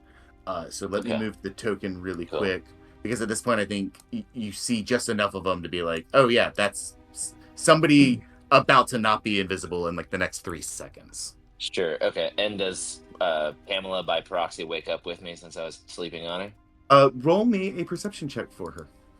How about we roll to see if she wakes up with you? And that's going to be a disadvantage as well because she's asleep. Okay. Good way to start. 20? Yeah, And nice. How about them apples? Like Pamela's like stepping over you and nudging the door open. She's concerned for Brenda. So Pamela is awake as well, so you do not need to spend an action to try to wake her. She can just go ahead and take her turn normally like she would with you in initiative order. But we're going to start with you, Bernie. Take it away. Okay, I think that Bernie, like a tingling sensation starts to crawl up her spine and it snaps her eyes open. And not but just like a few milliseconds later, it's like this prime protective energy comes over her and her eyes flash that sickly green. And she just like roars out and stands up within like a few seconds, split reaction. And her hands start to boil with like a ichor that's dripping from them as she lunges forward. And she screams at the drow, she's like, "Get your hands off of him!" And she smacks her hands upon either his back or chest, whichever one is facing her, and casts inflict wounds on him. Oh, hell yeah. Okay, so I have to roll to hit. Oh, no, I don't. They make a... Hang on. What happens? I think inflict wounds you do... Constitution saving throw. Oh, nice. Look at you. Yeah. All right. What do I fucking know? How did I only roll a 2? Did I just roll 2 ones? I didn't think I rolled 2 ones. I don't know. So I'm making it safe. Yeah. Does it show 2 ones? Yeah. Hilarious. Man, talk about being just one away today. I got 11 on the die with a +2 for 13, so I just failed. And I take how much damage? 2. 2 necrotic damage. Crazy. I think what happens is like you rush up to do it, and like quickly he grabs your hand with like the other, and the spell just like pushes past your hand and down your wrist, and so it's kind of like one of those moments where he like stops you a little bit, but the spell radiates enough to still him some. Yeah. But he just sort of like grabs you in this moment, and that is a melee attack, correct? It is a touch, melee attack. So you will need to move into that square in front of Dominic and Stargus if you want to do that. And Anything else with your turn? Yeah, I think the only other thing, as the drow grabs her wrist, she reacts like almost like a bear roar that comes out of her mouth, just out of pure fury and exhaustion. And that same bear totem is going to appear in the room again and give everybody 10 HP from the short rest. So everybody's going to get 9 temporary HP. You're doing it like right there? Nice. Yep. And what's the radius on that? We were talking about earlier, except it's the same this time. Yeah. What's the radius on that? 30 feet? It is I should remember this by now. It's a 30-foot radius. Oh, can you all see that big yellow circle? Yeah. Awesome. And is that the space you want the bear in? That's perfect. Yes, Okay. my turn. Cool. He so and just a reminder too. I know I'm classical pictures of drow from classic D&D, but the drow in this universe, I imagine them. They've got white hair, but their skin is very pale. Their eyes are like a light whitish, bluish color. Mm-hmm. These are creatures. These are people that have lived, underground for generations and generations. Their skin has not seen the sun. So these very, very, very pale creatures. They almost look like a version of elves. So a little different than the art you see in the token. And this drow, he grabs your hand, Bernie, and you recognize this drow. This is one of the drow that you fought in Neverwinter Woods, and when you guys are making your way to the goblins. And he kind of throws it away. That I mentioned begins to materialize in his hand, just blade made entirely of shadow, and just this like long, dark, curved iron blade. He's going to try to, from behind, just like reach around the front of your chest, Eladri, and now that you've kind of pulled, grabs your shoulder and pulls you back, and instead of like just being able to your throat, you're just going to try to reach around you and stab you right in the chest. So this attack, my first turn has advantage on attacks against any creature that hasn't taken a turn yet. However, because you can't be surprised, this is not an automatic critical hit. Woo! Ooh. Yep. Terrifying. So that is going to be a 7 to hit you, Eladri. That does not hit. Oh, let's go. Yeah. Not Get hit. it. Wow. Eladri, how do you deflect this blow at the last moment? Oh, so as to get up against the door, Mhm. kind of slink past me, and just, leading the shield, turn around to, like, cover my face. I am,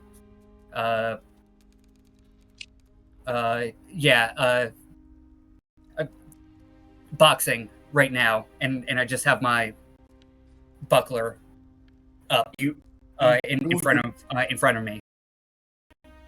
Pull your buckler to your chest right as the blade is about to right into your fucking heart, and are able to kind of pen a little bit and immediately turn to face him and just push a little bit to make some distance. And you see this look on his face, Bernie, you and Eladri right up in him, goes from very confident to just fear as the eyes go wide. I'm going to should have done this at the beginning of my turn. Sweet. You see as he oh fuck. Oh, God. Oh, no. Oh no, this is, I love this. He is to hold his ground. That is going to be. I forgot to do something type, but I believe it's about to be Kitlin's turn. Kitlin, yeah, go ahead and take it away, man. I will say that you are technically prone.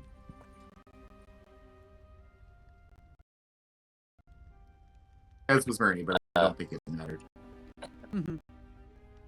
I will use half my movement to stand up. I'll use half my movement to get on Pamela. You still have a move. bonus action. Have I used an action? No, you haven't. You have an action. I will burst out of the closet. That's a free action, and that's just cool as shit. And I will ride to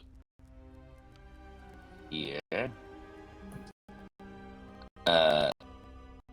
And for my action, I am going to pull out a flask of lamp oil, and I'm going to dump head in case he tries to go invisible again. Okay. I'm going to say that he has to make a dexterity saving throw to get out of the way of that ability. And do I have advantage because he's flanked? Well, I think this is not an attack. I think this is just something that you're trying to uncork and pour over him, and he has to get out of the way. What is your spell save DC as a ranger? Spell save. Where do I see spell save? That would be, you got a tab on your character sheet that says spells. Yes. Yeah, save is a 12 DC. A 12? Okay. So he has to roll a 7 or higher to control this. And I'll do it in front of you guys.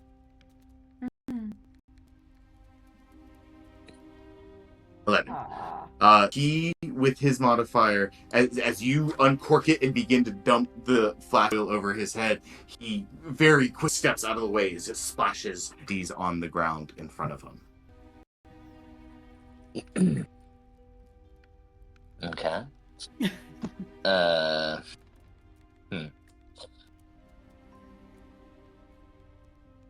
Then do my bonus action to have Pamela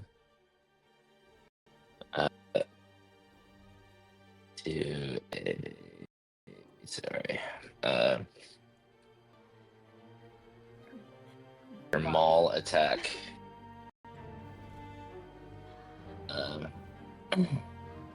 So Oh. Tight quarters. Yeah. What have I done?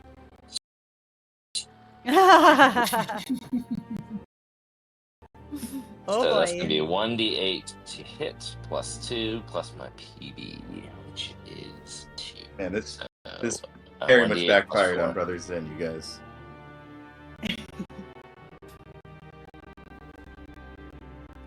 So 8 to hit.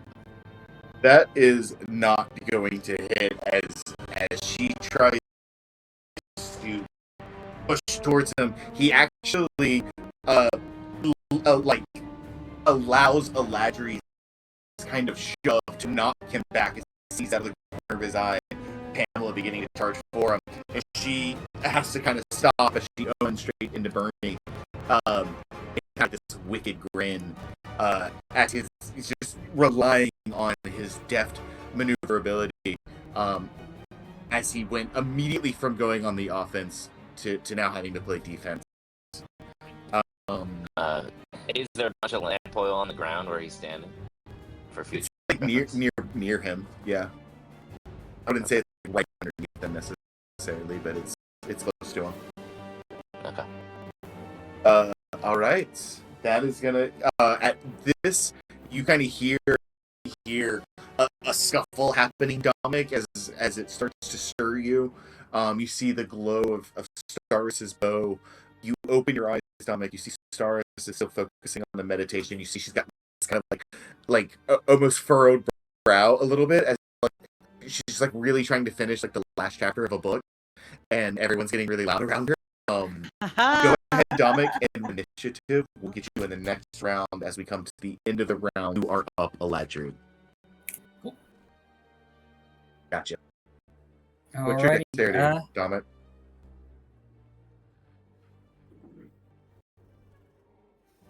Thank you. Take us away. Yeah. As quickly as I can uncoil it from around my waist, crack it right in front of him, and I'll try and get him with a whip. Okay.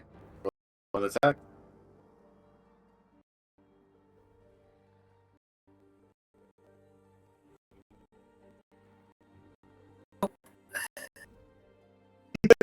What is note? Yeah. Oh, 12. Oh yeah, nope. Yep. We'll see. He actually does that really cool thing, crack the whip, and he throws his wrist up, and it wraps around the wrist, and he kind of like pulls you forward a step a little bit, and you're able to kind of like whip your whip free with like a flick of your wrist, and it looks like he's kind of like toying with you and starting to have fun with this now. All right. Yeah. We'll put my shield back up, and that's all I got. I gotta bar this door. All right, hell yeah, guys. That'll bring us back to the very top of the order. I'll go ahead and do this now so you can see our turn order. Turn order. And before we jump into next time Pamela mauls, I'm gonna do it right. I did her roll to hit, not her roll to attack. So miss on that one. But next time, I was gonna say man, it's impossible for Pamela to hit. She could never do it. But wait, what did you roll instead of a d20? 1d8. Yeah. Yeah. Oh no. Oh no. I was trying to pull it and do it as fast as possible, and I had not even typed it into the computer yet. I'm sorry. Wait, hey, I'll let you roll your net attack. No, it's fine. With advantage. Next time, I'll do it regular next time. Perfect sport about taking the D8. All right, cool. Guys, let's take a quick we'll say like 5-ish minute break to I gotta use the restroom, refresh your drinks, and then we'll dive right back in to this battle. Cool. Sounds good. All right. Let's see. Can you guys still hear me? I'm Why just so is it not wired. working. I Yeah, can hear I you. can hear you. I can hear you know. now. Yeah. No, my headset, like I should be able to put my mic up and it mutes the headset. So I don't know why that's not working. The inputs must Are be you- screwy.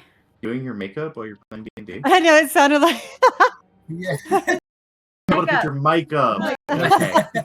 it did sound like you said, I should be able to do my Like, makeup. You know, Star. She's gotta look nice. Yep. Oh my god. That's amazing. All right, I'll just mute it then. Bye.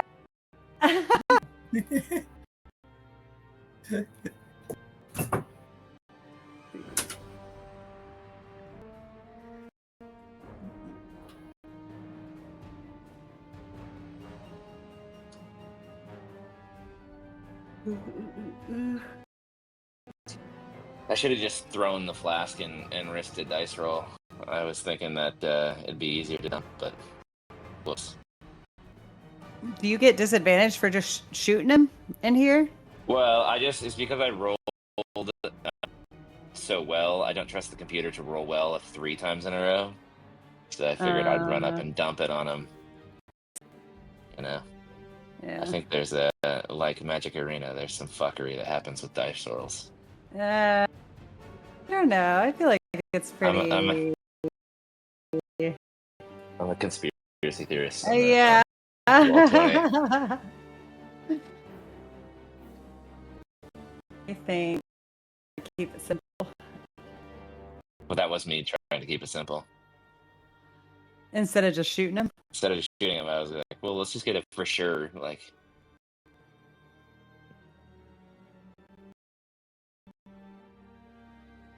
Oh, I think Yeah. you got out. Oh, well, it's just, I've seen movies with invisible people in them. There's one. oh, I see what You- you're you talking put- you put- about. you put I liquid on them. understand. I understand. Yeah. I was not that way. No, that's smart. Yeah.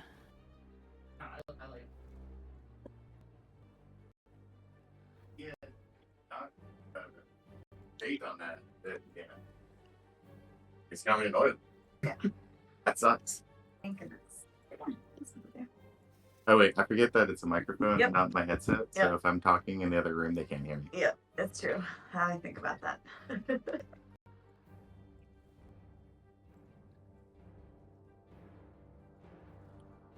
He will at least hopefully leave some cartoon footprints as he runs away. Yeah.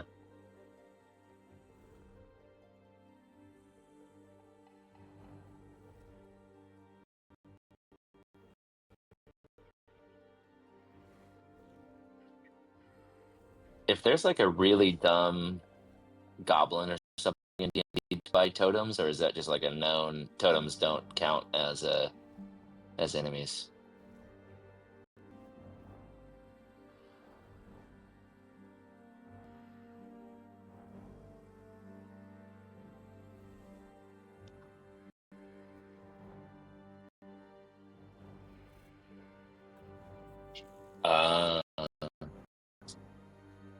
Yeah.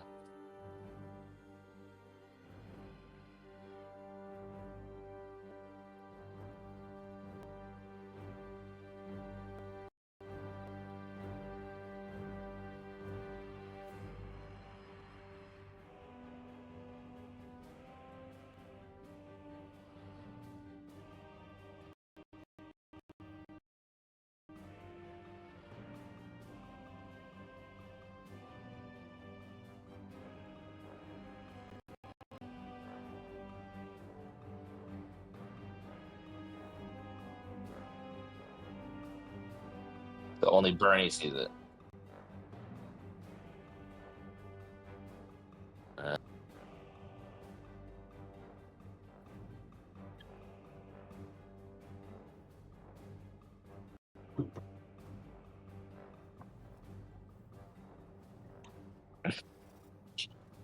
Cool.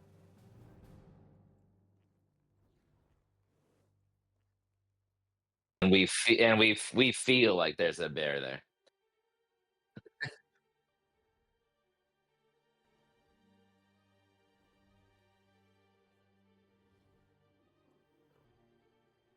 Yeah. Yeah.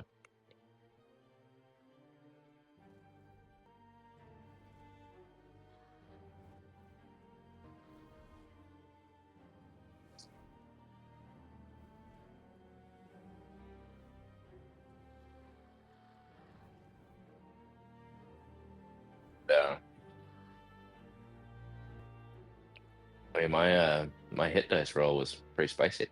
All right, I'm back. We're chilling. We're chilling now. Yeah. A good fight while you're trying to rest. Always fun to do. Yeah. And there was, on your toes. Keep well, your you toes. technically did the door right. It's just noise It's just happens. it's just freaking dangerous dungeon, man. You know, fair. I Um, should have done that roll that I made with disadvantage because y'all did barricade the door. But I rolled so low and still won anyways that it feels like it was fair. Mhm. she wouldn't have needed it this time, Sean, but in the future for short rest, if Pamela is injured, should I apply my hit dice to her, or does she have her own hit dice? That I believe Pamela will have a number of hit dice, like all characters, equal to her level, and her level is going to be the same as yours. You're level 4, so she'll be level 4. She has 4, and then I believe it says what her hit die is. I think it's a D6. But here, I'm gonna check it out. I gotta go to features. And I gotta go to your Beast of the Land, and it is hit points is 5 plus 5 times. Hit dice is D8s. Equal to the beast has a number of hit dice, D8s equal to your ranger level. Gotcha. So, but in the future, you want me to roll for her? Yes, separately, and you'll have to keep. Yeah. And you'll have to keep track of those D8s. So it'll be the D8 plus her con modifier, then as a reminder, D&D Beyond should do this for you already, but for those of you that like to kind of pencil and paper it a little bit or manage it yourselves, you regain your level amount worth of hit dice per long rest. So at level 4, when you take a long rest, you recover 2 spent hit dice. So yes, there's something to keep in mind. You shouldn't recover all of them. If we don't track it super, it's not the end of the world. If you want to add a little extra, like difficulty or resource management to your game, that is the official rule. I'm gonna tell you right now, I'm not gonna be looking over your shoulder and making sure you guys are all doing your work. So if you get a few extra free hit dice, good for you. I'm not gonna get it. I'm just being real with you. But if you want to know what the rules are, those are what the rules are. That's regain half your level per long rest. Yeah. Okay. Yeah. So if you roll all 4, taking multiple short rests off the day, and when you took a long rest, you'd only get 2 of them back. And then if you use none the next day, you get the other 2 back. Mm-hmm.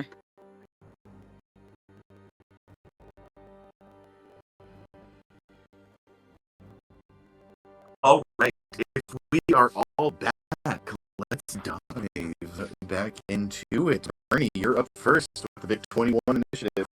Oh, okay. Wow. All right. He's all Yeah. flanked up, I think that he is all flanked. That's a good point. So we get advantage on any attacks right now. Melee attacks, yes. Melee attack. If you are one of the Okay.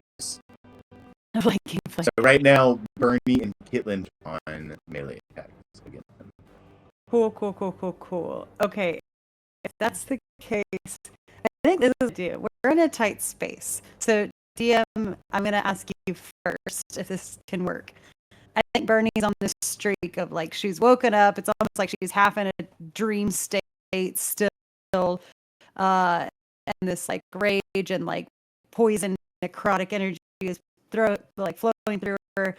And I'd like to turn her into giant snake, which is a medium creature, but it's a snake. And so I was thinking of that because like, can I transform into a snake and kind of like lay my body, you know what I mean? Like squeeze my body between everybody so that I fit in this room.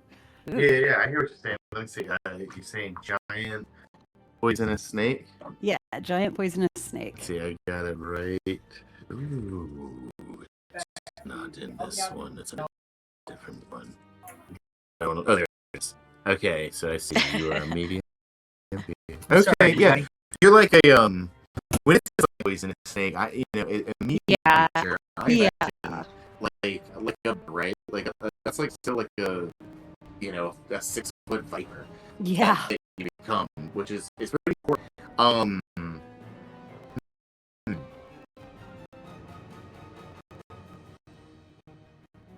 Yeah, I'll 1,000% you can do that. Sick. Okay. Oh. Sorry, I have to ask. Uh-huh. What are your limitations regarding movement speeds? Isn't it like you have to be a certain level for them to have a swim speed? Yes, I have to be level 4 for it to have a swim speed. Transform into creatures of challenge rating 1/4 up to 1/2, I believe. 1/2, and they can have the swim speed. So then Swim speed. Yep. Okay. Yep. Yeah, you all see, Bernie begin to wild shape. What does that look like to everybody in the room? Yeah, I thought Varney's like, this is all in a matter of seconds. Like all this is happening. And so bear roar that's emitting from her mouth, like almost transforms as she closes it, and her eyes grow that sickly green again. And she just like, it's like a hiss. It like turns into this vicious hiss as she starts to mold into this golden giant snake. Snake. That just like melts onto the ground and shapes. And I'm going to lash out at the drow and make an attack. Yeah. So D20 plus 6. I'm going to roll this. Okay, so that's a 19 to hit. He again, he's literally caught between everybody. He's dodging everyone. You transform. He goes to grab you and get lunge at him, Bernie, and your teeth sink into his. Hell yeah! So Did he's you want to use your did you want to use your advantage to see if you get a crit instead? Oh, that's a great idea. Thank you. I will absolutely try and get a crit. Good looking out. That's a nat 1, so I'm gonna stick with the first roll. Get it out. Just get it out. Yeah, get it out.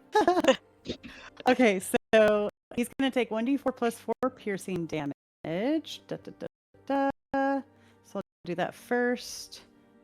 So he's gonna take 7 damage, and then he's gonna take a Constitution throw. DC 11.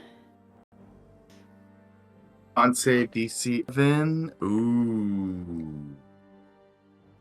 That is a fail. Awesome. So he's going to take 3d6 poison damage. So 8 more poison damage on top of that. Nice. Go. Sit down. Sit down. I said sit. All right. So, how much piercing damage was it? Oh God. What did I say? Did I say 7? I think I said 7. 7 plus 8. So 13 all day? Or sorry, 15. No, 16 all day. Nope, 15. As your fangs sink into verses in Elvish, and as the poison begins to sink, you see him buckle a little bit before he grabs you and throws you off and back to the floor. He grabs his hand, and that quite a bit. Anything else with your turn, Bernie? That is it. I'm just off. Bernie, I'm sorry. Oh, no worries. Is it an action or a bonus action for you to wild shape? It is an action. And is it an action or a bonus to attack him as a wild snake? As a snake? Oh, shit. Oh. Yeah, you are totally right. We all got a glimpse into the future of what could be. My and bad. I don't know as why. everybody, That. Yeah, that's I was okay, on board with because the fever dream though. if you ever play like a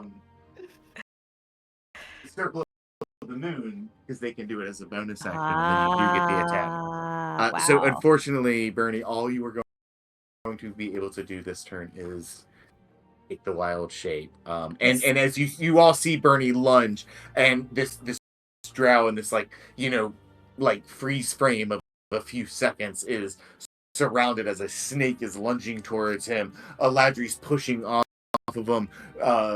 Kitland is pulling back on Pamela, trying to figure out if he's going to continue to gore or attack with his bow. Dominic's beginning to wake up. Sara is still struggling to maintain their long rest or their meditation as a toad continues to bathe this tiny room in an ethereal starlit glow. That will bring us to the next initiative, which is Dominic. Let's go.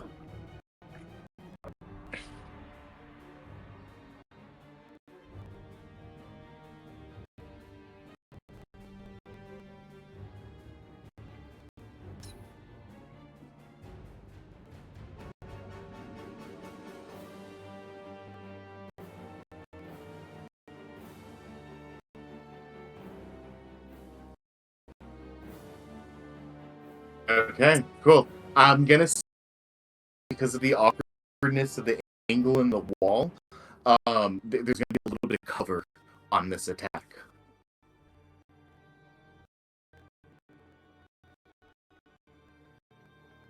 Does he get flanking for this, or is it directly across?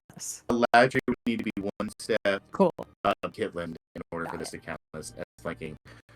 Yeah. I kind of imagine in my head is like, if they can turn to face like a certain number of people, it's same chance to sort of fend themselves. But as soon as someone's like behind, that's like a moment where like the snake and Kitland like realize, oh, we've got him now, and that's why those two specifically have advantage, because it's like you're teaming up in that very quick moment of 6 seconds as this guy's like turning and trying to walk all this away. It's so a normal Viper, right, could like fit on like a placemat. This is like 4 times the size of that. This is like a Viper the size of a dog.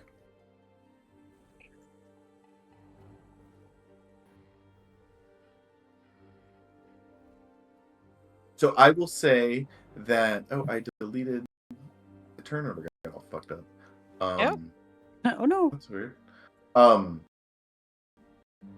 fix it later. So, my house rule is that you can move through an ally space.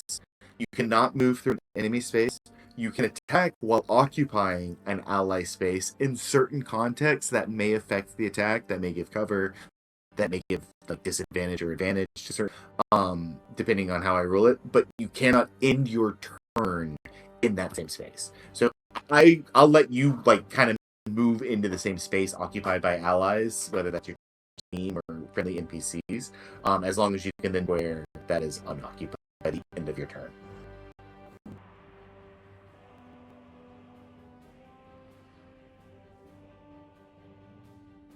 Cool.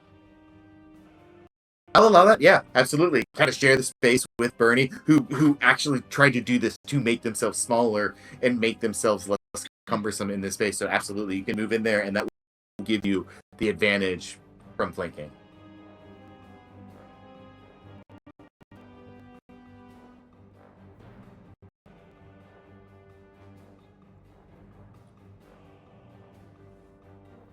I love that. That's awesome.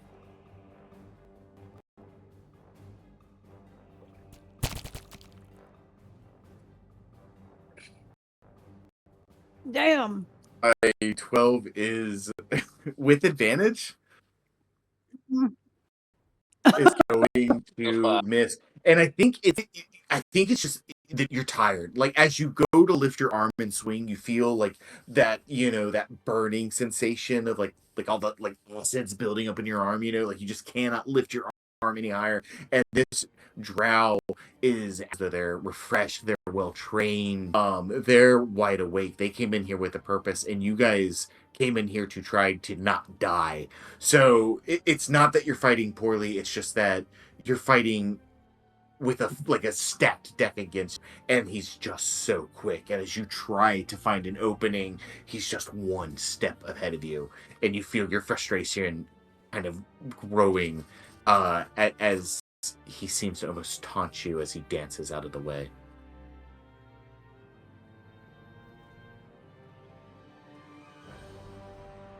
Smart, I like it. All right. Aladri, you were kind of using the door to like push off into the drow on your last turn, right? No, I want to hug this, so no opening for him to get out. Okay, cool. Give me a contested strength check as you feel a slam against the door behind you. Cool. Strength check. Boom, boom. Yes, please. Yeah. Here, I'll just roll like this, and then I'll figure out what I have to it. No. Okay. You feel a large slam against the door as your back is against it, trying to hold it shut. Aladri. That will bring us to the dark elf, or the pale elf, rather. And I have an entire collect targets, don't I?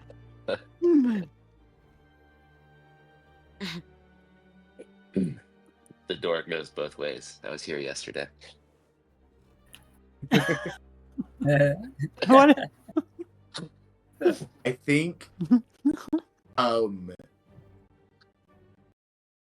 ooh, I know what I'm gonna do.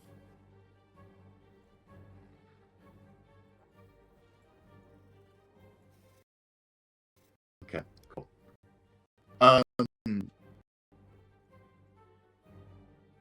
Anyone who is adjacent to the Dark Elves, that's pretty much anyone within the Star Race, can roll me in.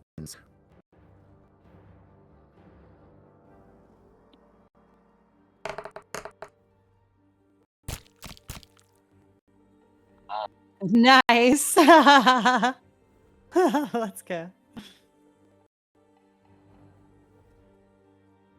Aladri?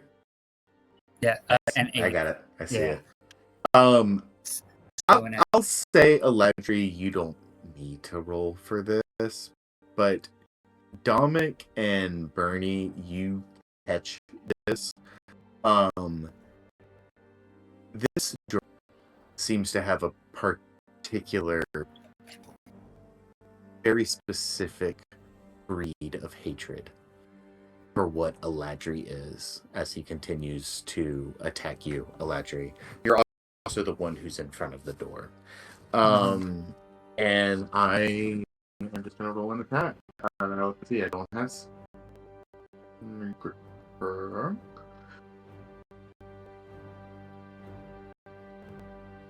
Actually... that's interesting. Let's just see if it hits first.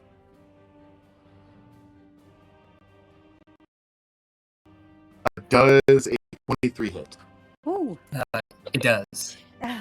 As the back of the door slams, you kind of lunge forward a little bit, and you scooch back to put your back into the door, and it will open, and the drow takes that and plunges that shadowy blade right into your chest.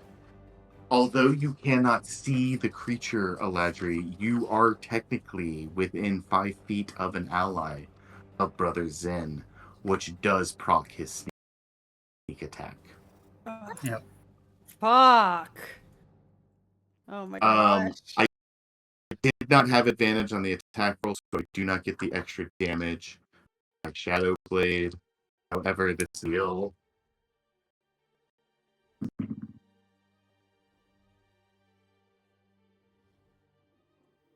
$13 damage to you. That is all force damage, Eladri. As this shadowy blade forms in his hand, becomes like a solid piece of black steel and just yes.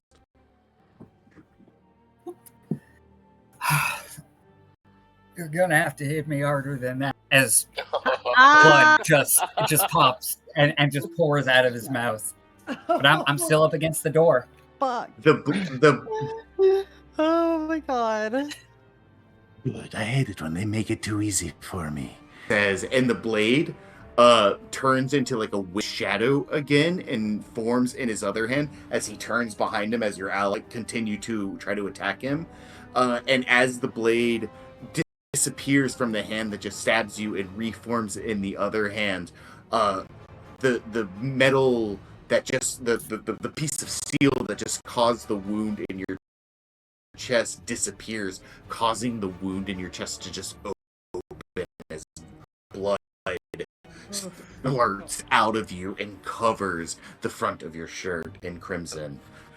Then well, that's fucking useless. He's gonna shout something in Elvish, and Eladri and Stars, you kind of faintly hear this in the back of your mind. God damn it, get that door open! You hear him shout, Eladri. And that is going to be the Brother Zin's turn. Just for the record, I heard that too. Oh, anyone else who speaks Elvish understood that as Ooh, I got God's damn it. Nice. Get that door open. Nice.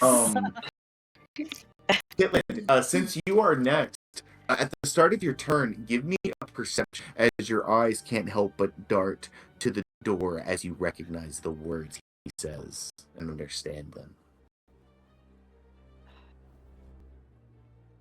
11. You see what appears to be the end of like a long spider leg peek through the door momentarily before Eladri gets his weight back, snapping it shut, and the spider leg pulls back out. Interesting. It's interesting. Okay.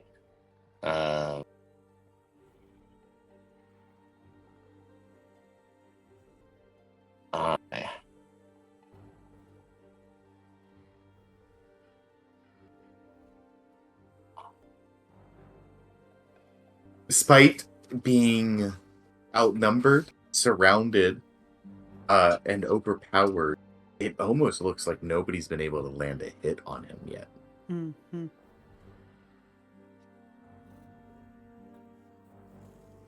Yeah, I'm hearing that.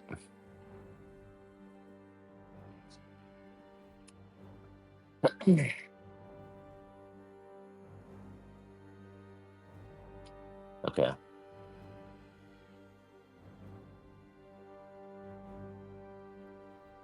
And I will Kitlin, cast. will you remind me of something too, really quick, at the start of your turn?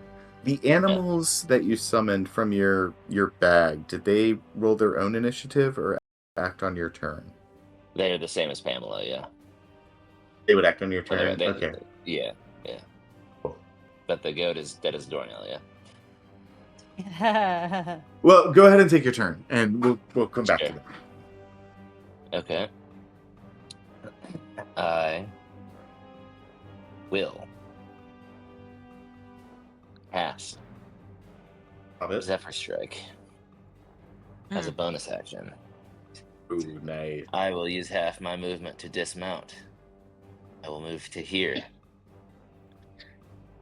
I will use my action to hit your boy with a short sword. And I'll make that attack now with advantage. Nice.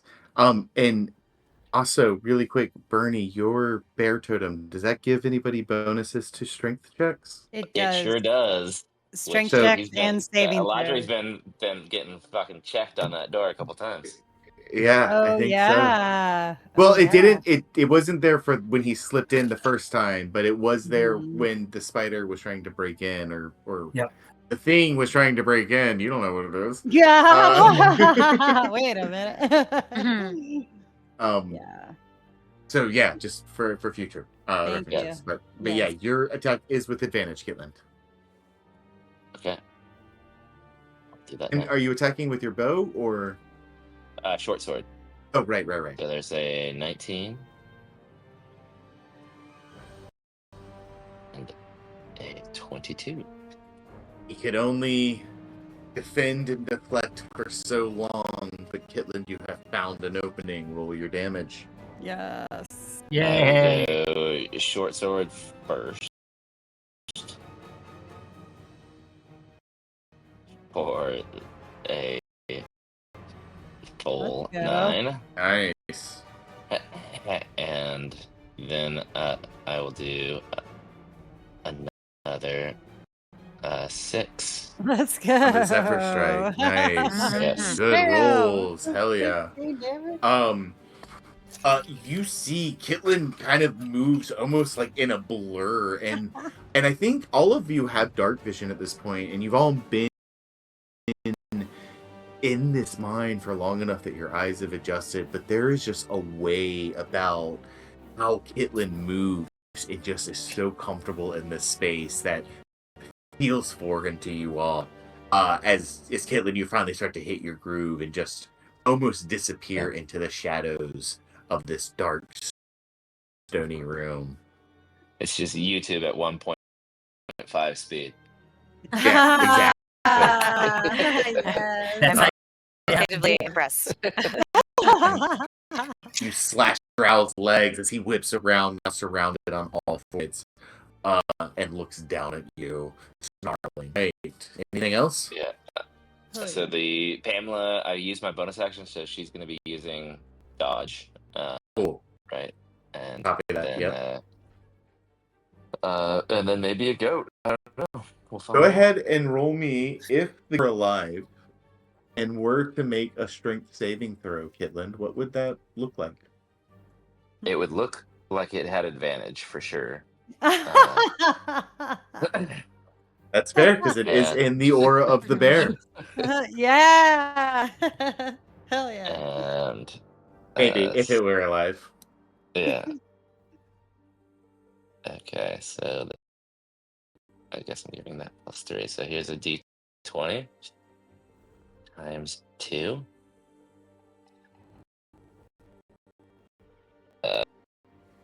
So that would be a 12 plus the goat's 3, I believe. So strength +3. So Okay. 15. Okay.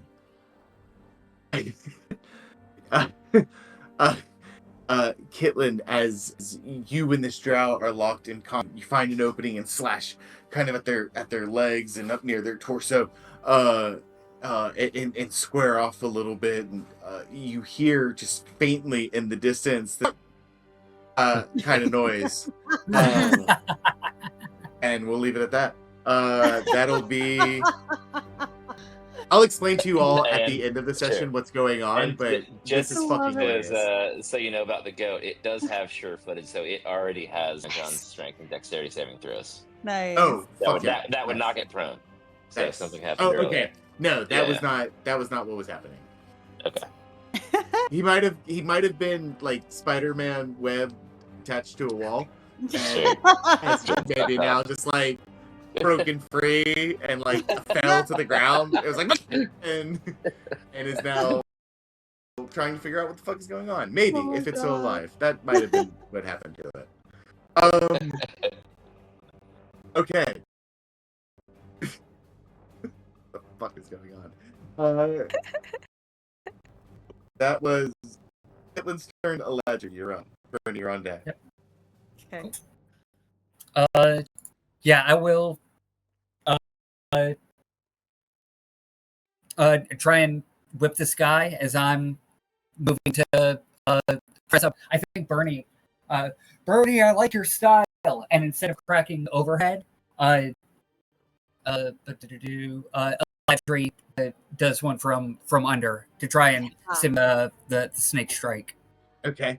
Like kind of going for like the hand and like midsection area. Yeah. That's All right. Cool. And that's flanking with advantage. Yes, sir. nice. All the ones. Get them out of the way. Yep. Okay. Let's- Yeah. The 19 will a hits. 19 hit? Yes, Okay. it does. Hell yes. And I Let's do go. have sneak attack. Go, damage, go. I was supposed to do that on you, Eladri. I know. Ooh. Cool. Okay. Yeah. And then, Um, yep, just fence the door as much as I can. Bear across this drow, just your whip strike. Oh, Like in the what part of hands. their body. And then the opposite hand Oh. with the snake bit. Yeah. Yep. You like kind of like flick your wrist to the side and like crack your whip like, you know, side style as opposed to overhand to go for that midsection. And the drow kind of sees what you're doing and turns around and like tries to get a hand to stop it. And the whip like slashes all the like almost like 2, maybe 3 inches just beneath his elbow, all the way up across his wrist and across his palm. Your whip just slashes him and lacerates him, and blood splatters all like across you as he is now very bloody. Oh, let's go. Yeah, I just pressed back up against the door, almost out of breath and needing to take a breather and a half. Whatever's on the other side of this door, I don't want to see. Mm-hmm. He continues screaming, "Push! Open the door now!" All in Elvish, and it's like this like dialect of Elvish. It's actually it's kind of like a unique to Drow. It's a slight variation of Elvish, but I think you all know enough of the languages. This is a pretty common enough language that you're able to pick up the gist, and especially the urgency and tone now at this point. So this is the drow is like a dark elf, right? That's So- another way to call it. Dark Elf is like the official like D&D. I'm sort of turning that on its head a little bit. Drow are specifically subterranean elves. So And- just for like story flavor, would this be the Elvish that I learned? Like because I'm a deep gnome, would I have learned this like particular dialect of Elvish?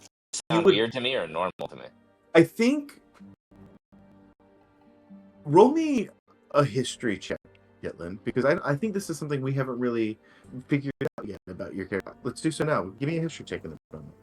15. Hell yeah. So I think you would have learned both.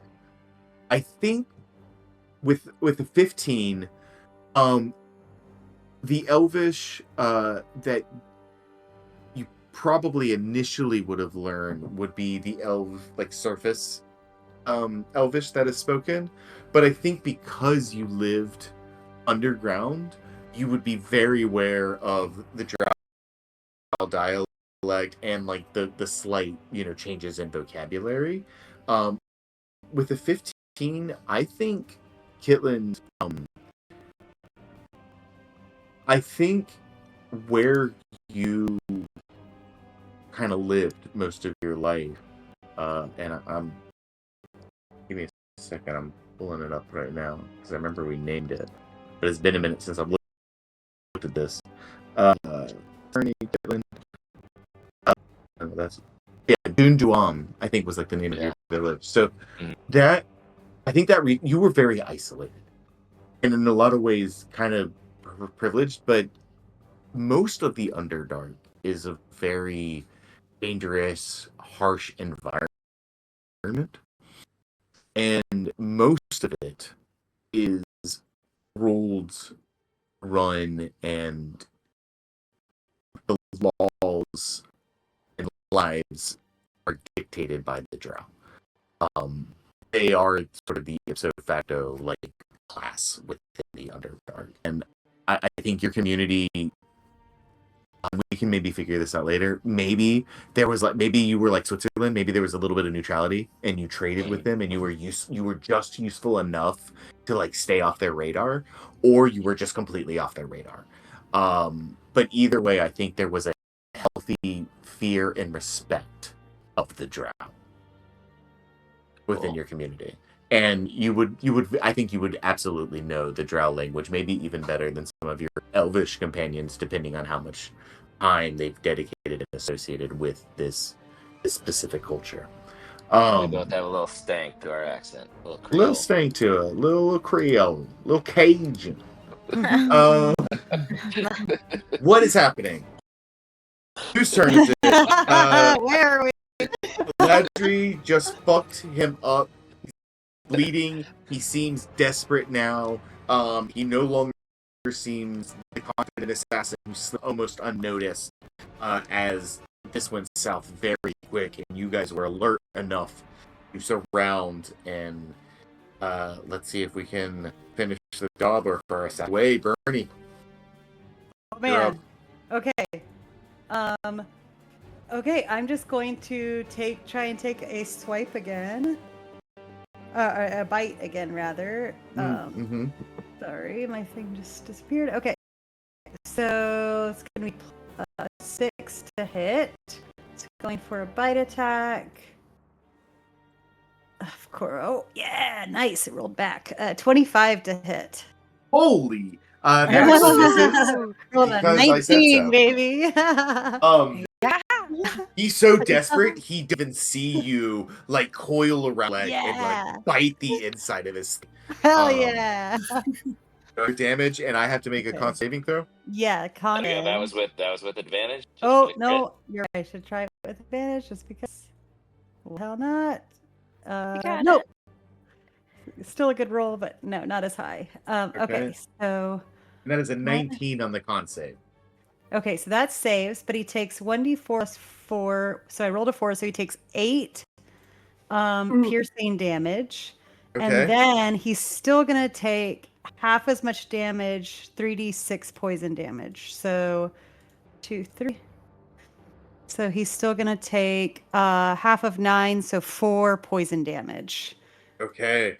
As your fangs sink into his leg, he like reaches down and tries to grab you and gets kind of woozy and like his legs buckle, and he like struggles to pull you off as you just try to keep your fangs buried into it.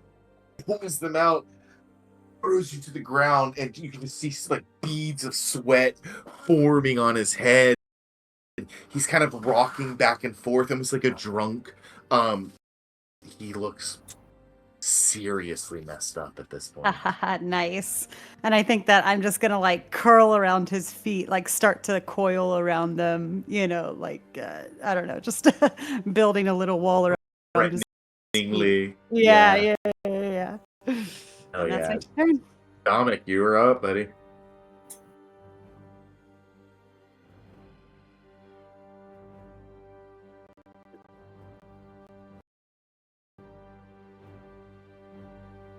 Okay. Yeah, same maneuver, giving yourself advantage.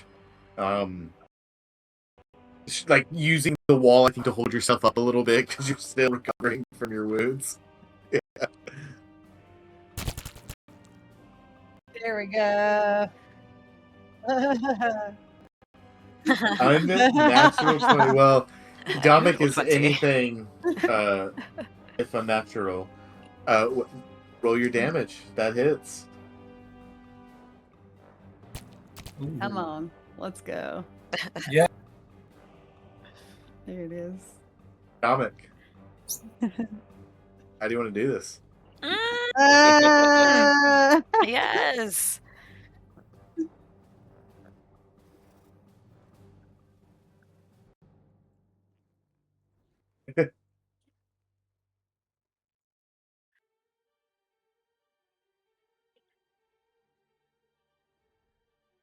You see, like, one of his eyes begins to kind of roll back as the blow instantly lethal.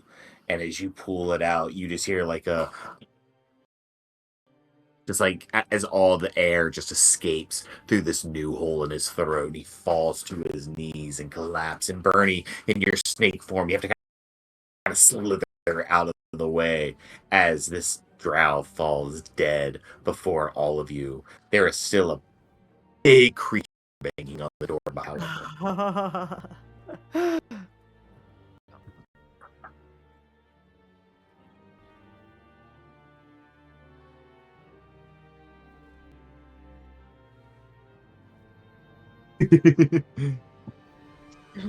Fuck! Damn it! Be in combat anymore.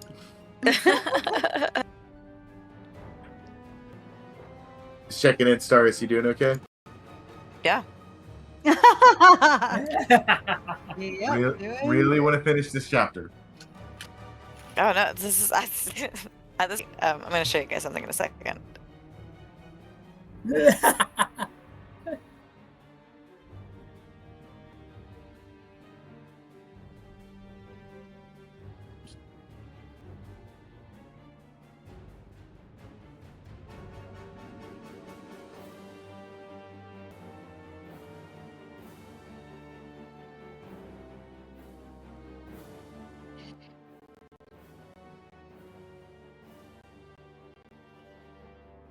Okay, that's a bonus action.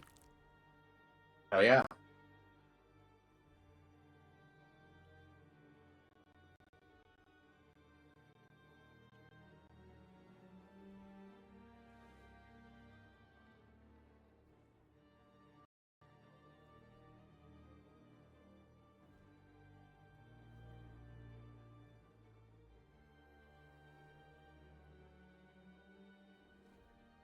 Cool. That will bring it to the thing behind the door's turn. Having heard that, Aladri, you can choose to fail the saving throw if you would like to, and I would allow that to essentially be you kind of taking the dodge action instead until your next turn. Or you can try to hold the door shut. What do you want to do? No, we're gonna listen to Dominic. Absolutely. All right. Okay. I will say, Aladri, you kind of shift one space away as this thing is just like boom, boom, pounding against the door. And on the third one, you just kind of duck into the corner. I'll allow that to be you taking the dodge action, so you get the +2 bonus to your armor class until your turn. As you all see the doors burst open, what's left, the old dilapidated bed just kind of like off to the side and pushes out of the way as a giant spider stands in the doorway. Oh, Oh, yeah. No. No, squish it, squish it, squish it. Meditative scream. Stars is meditating. You see her like shoulders like twitch a little bit, like do like kind of. Amazing. All right, so the doors burst open, and the creature can't like quite get inside. It kind of just like peeks in right here. Aladri, you are kind of tucked out of the way. So as the doors open, Did that movement get any sort of opportunity attack? from A mysterious goat? I see. No, only I because do have a reach of 10 feet though with the whip. nice. It has not moved out of your range, so it has not provoked opportunity attack yet. Does the goat Yep. have a reach of 10 feet or 5 feet, Kitlin?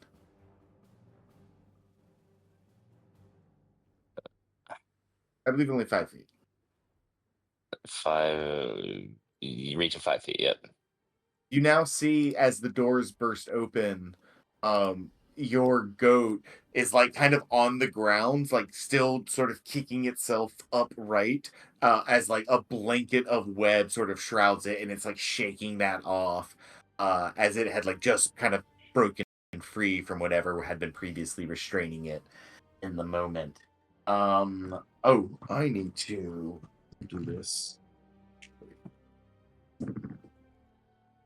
Sweet.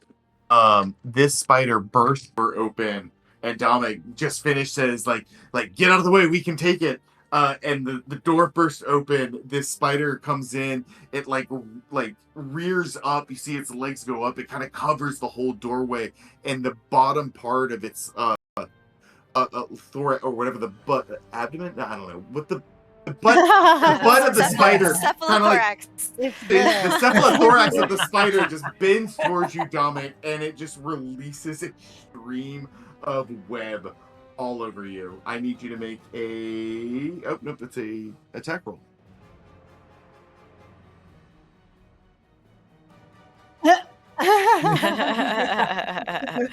Nope. Dominic, as a stream of webbing fires in your direction, how do you effortlessly get out of the way or avoid the attack?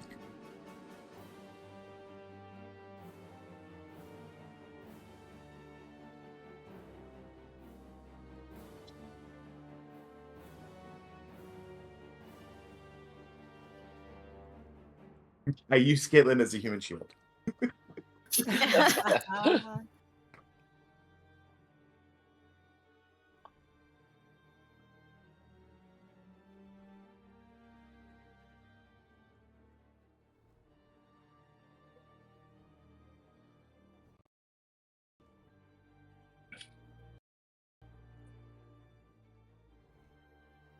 I think you like you spin it almost like Jedi lightsabery, and the crackling electrical energy is kind of like webbing away as you're like flicking, burning, and like slashing through it.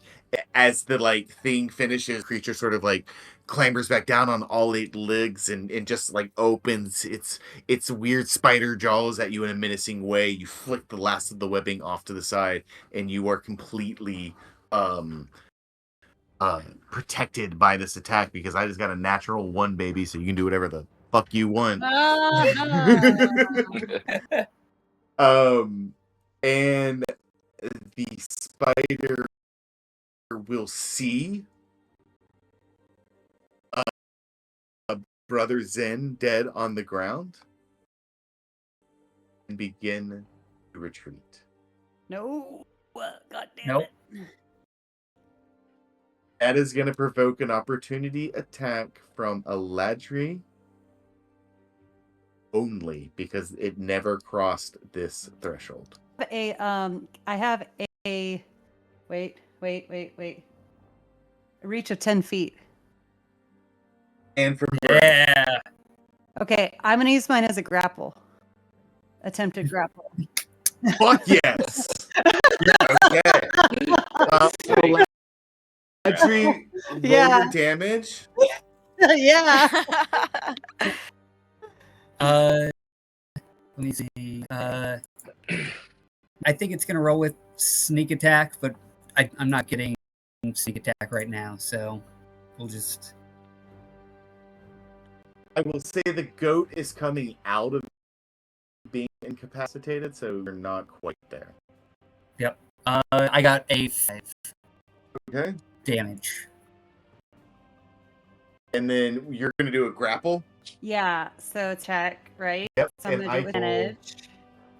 I can roll dex or strength. Okay, and I get +0 to this, but here we Okay. go. Come on. Yeah, with advantage. Yeah, so 16 is what I rolled. Okay. I need to reach 13 or higher to not be grappled by you. And I'll roll Okay. that, you guys. Come on. Damn it! Come on! Come on! I'm gonna say, because that was so cool, and I got exactly it.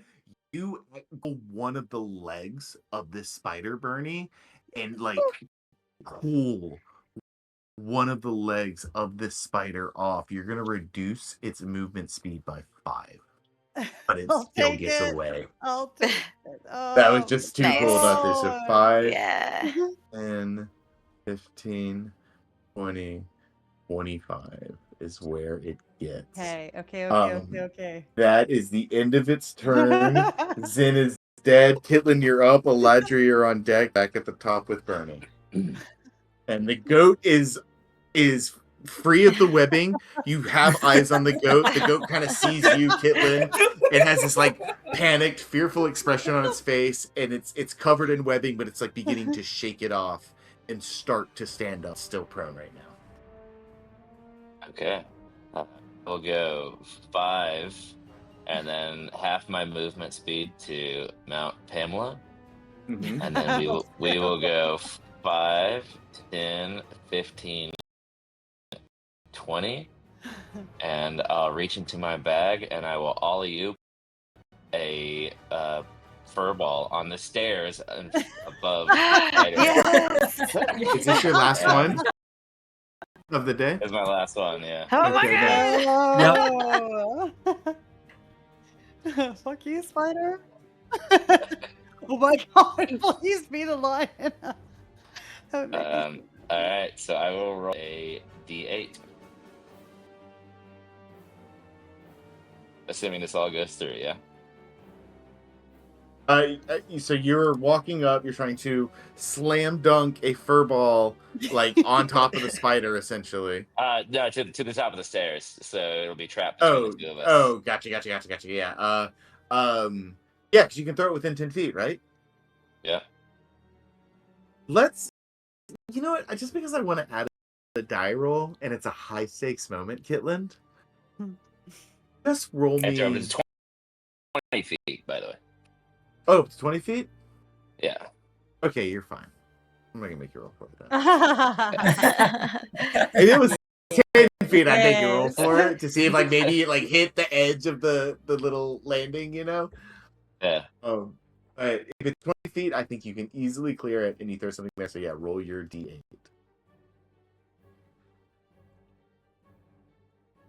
No! No! Oh my Wait. god. What is the ruling on the fucking mouse? Is he back? Are we living with the rat?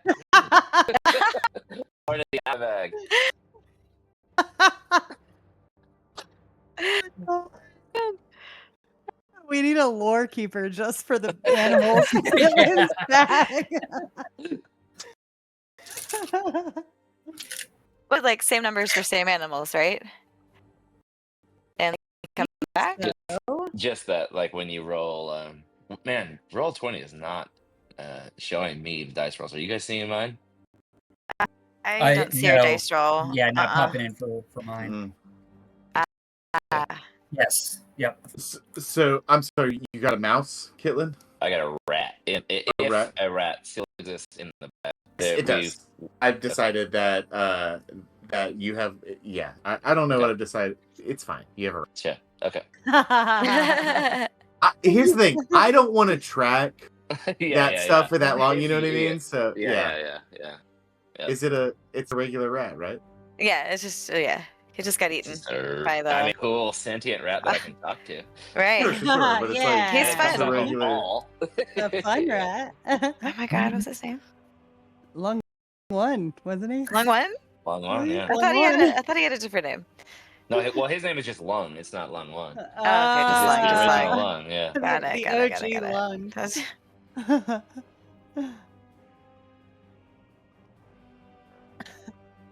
Oh my Can you guys see it? I God. can't see it. I can't see it. It's like creating a thing, but it's not this stupid thing. Alright, listen. Give me. I won my bird. Yeah. Yeah. Little buddy. Look Little weird. guy.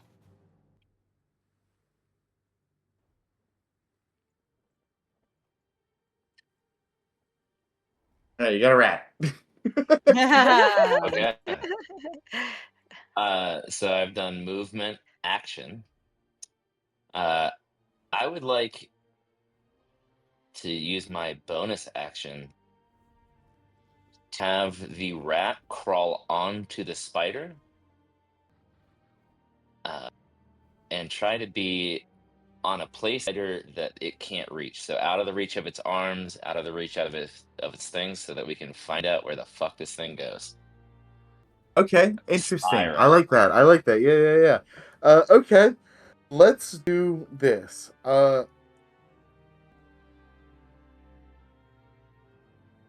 Give me. Let's just do it. Jesus. How do I want to do this? Let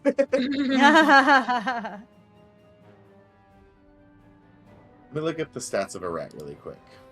Give me 2 seconds. Good. No worries. I'm gonna go use the restroom. I'm gonna keep Perfect drawing timing. Bernie's face.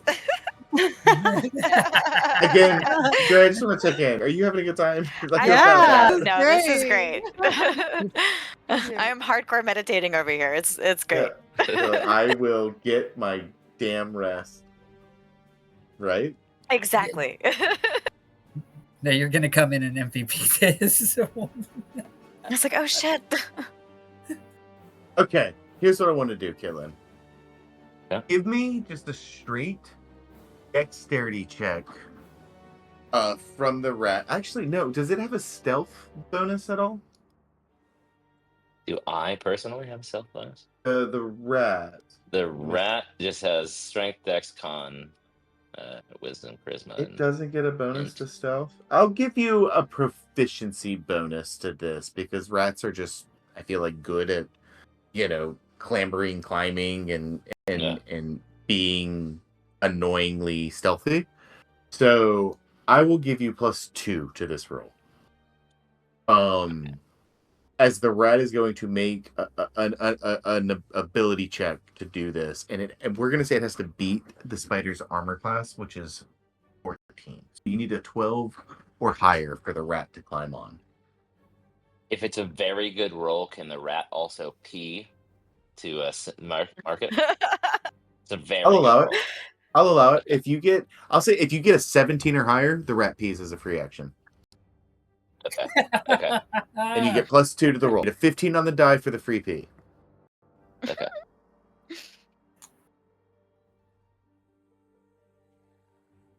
Oh! That's a 15. Yes! Yes! Let's go. Oh my gosh. Creepy. The rat climbs on the spider and pees a little. Go. All right. God, I love this game. Pamela, use your nose, baby. Come on. Use your All right. Okay. So the creature is potentially marked. It's missing a leg and slowed and is on the run. That is the end of your turn, Kitlin. Yes. Eladri, you're up. You just saw Kitlin burst out the door in pursuit, and you kind of faintly smell rat pee in the air. Yep, I know I do, but where there's rats, there's fun. So, all right, Sure. 5, 10, and yeah, I'll try and whip one of the legs. Okay. Sure. I'll say this. Roll me an attack roll. Yep. If you hit the armor class, it's a normal hit. If you beat the armor class by 5 or more, I might let you do damage to the leg like Bernie did. Okay, I will have advantage on this. No, I won't have advantage. I will do sneak attack damage on this We'll get your sneak because attack I've got damage if it hits. Correct. if it hits. Yep. Oh wait, I haven't done this action. All right, so let's do that first. Sorry about that. I'm kind of looking at the spider's legs and like how it's moving and how it rears them up. So I will use my insightful fighting and make a Nice. an insight check against its deception. And if I can use my sneak attack. Then you have to beat a 7. No, I have to beat a 7. Yep. All right, let's see what's that. Oh yeah. All right. That'll work. Yeah. Boom, boom, boom. I got -3 charisma over here, baby. So All doesn't right. know how to Do, do, lie. do. It is a beast. All right. And yep, we will whip it over Kitlin's head. 19. It's Oh. and that beats its armor class by 5. So go ahead and roll your damage. Yep. And we'll go sneaks. Whoop, whoop. Mhm. Yep. All right. Boom. 12 damage. You see your whip wrap around another leg and just rip it right off the Hell body. yeah. Spider, its movement speed is reduced by another 5 feet. As this thing is trying to kind of hobble up the stairs and away from you all. And then the like giant spider leg like bounces off the stone a little bit as you kind of do a flick of the wrist and unfurl the leg and recoil it back towards you. Cool. And this thing is just like oozing blood as it's like trying to hobble up the stairs, and the ripped legs are just splurting this greenish spider blood over the stone. Yeah, not so fast, not so fast. And I'll just kind of stagger to be next to Gitlin and Pamela. And that's Nice. that's my turn. That'll bring us to the top of the order, Bernie. All right. Bernie's going to speed after the spider. 5, 10, 15, 20, or 15. Wait, sorry. 5, 10, 15, 20, 25. Getting to there. It looks like at first Bernie has like one thought in her mind, keep the spider from running, and wants to go for another leg or around it. But it starts to see the bruising, and instead Snake rears up and tries to just go for a solid clamp down onto the spider. So I'm going to make a bite attack against it. +6 to hit. Come on. Of course, I knew that was going to happen. Nat 1. So that does not hit. I fucking knew that. Okay, I'm just gonna move in fighter if I can, or can I? See, What's your movement speed? I think I'm gonna be kind of mean here and be a stickler for the rules. It has a speed of 30 and a swim speed of 30. It does not have a climb speed. So you were originally here, correct? Mm-hmm. We'll say 5, 10, 15, 20, 25. You could move right here and begin to start to climb up the wall if you wanted to, but that would be difficult terrain, and so it would then Yeah. take 10 feet of movement on your next turn to get here, but you could not get there on this turn. Got it. Okay. Well, that's, I think, my turn, because Do you missed want my to stay attack. where you are, or do you want to move here like you're going to start climbing up the wall? I'm going to stay next to the spider. Okay, Yeah, hell cool. yeah. Cool. That will bring us to it's the spider's turn. Spider. Okay, first thing I'm gonna do is this. Wait, no. Dawn, you go next. I'm so sorry. Yay. Oh yeah. Nope, I can read. It's it was close, actually. Yours was 17, right? Yeah, you didn't beat me by much.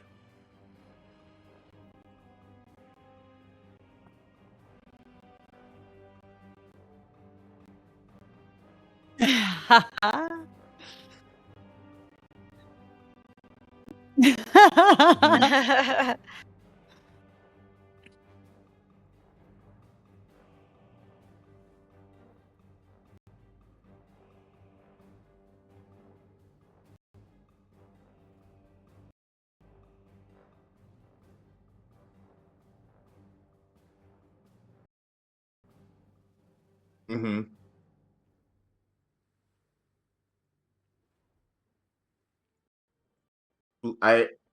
I'm literally imagining you just leapfrogging over Kitland in that moment. Yes.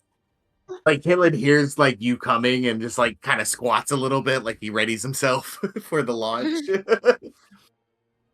All right, roll me an attack.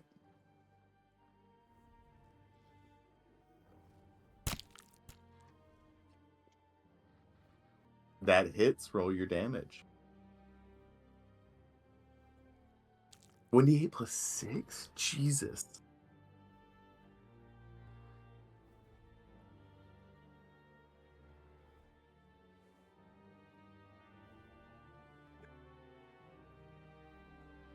Lightning damage, right?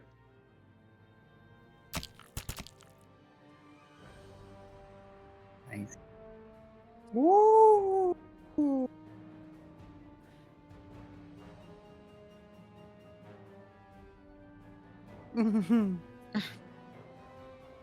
So Dominic, I guess that's how you do this because that is enough. Let's go. Yes. The He had finisher. 9 HP left as your blade.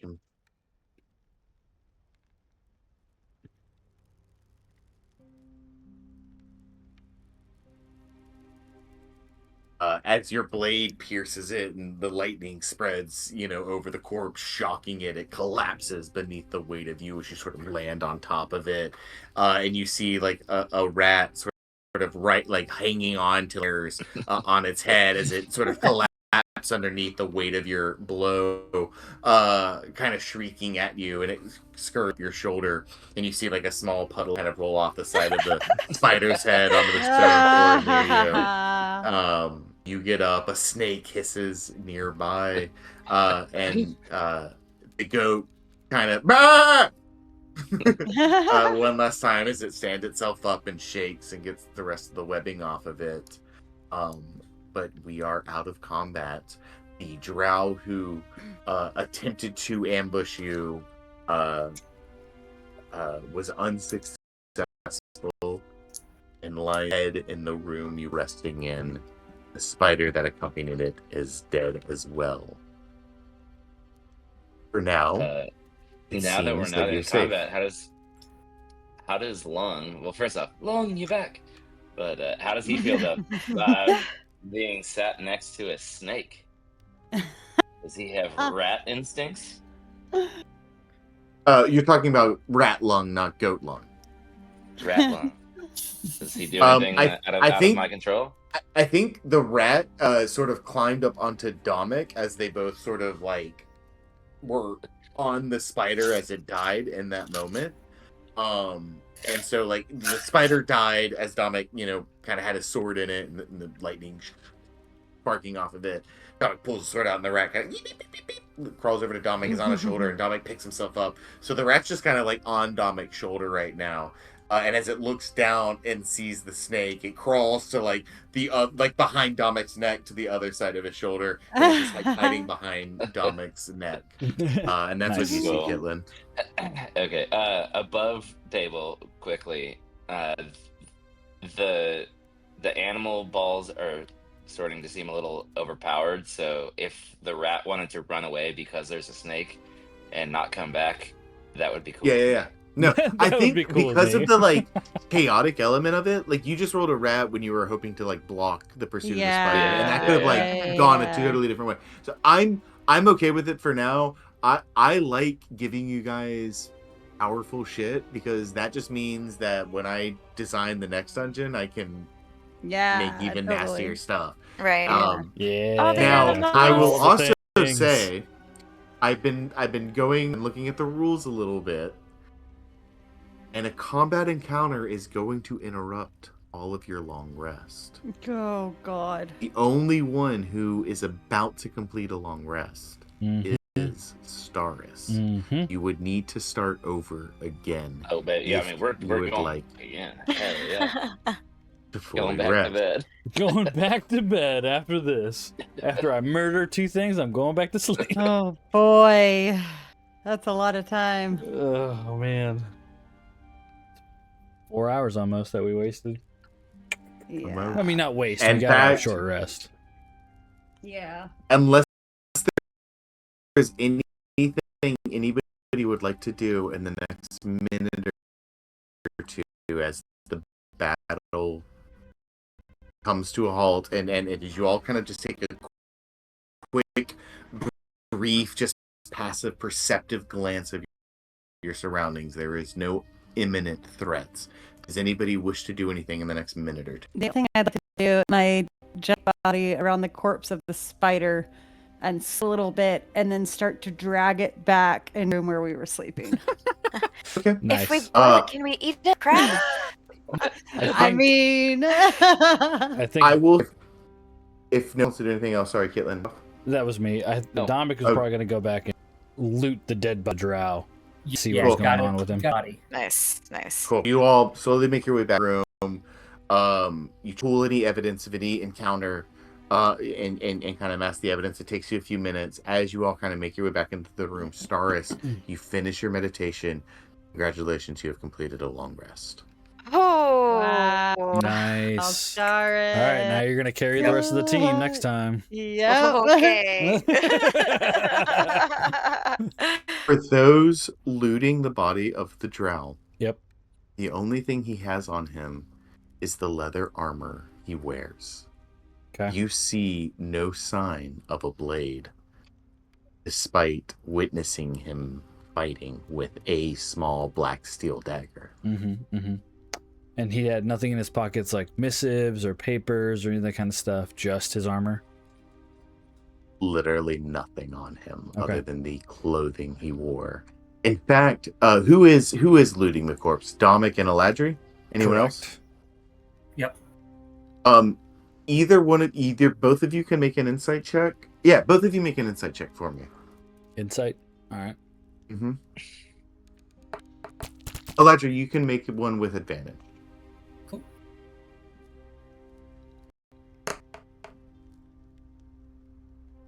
Nah. A 12 and an 8. 11 or 12. Yeah. Yep. It's strange to both of you that this drow had so little on them.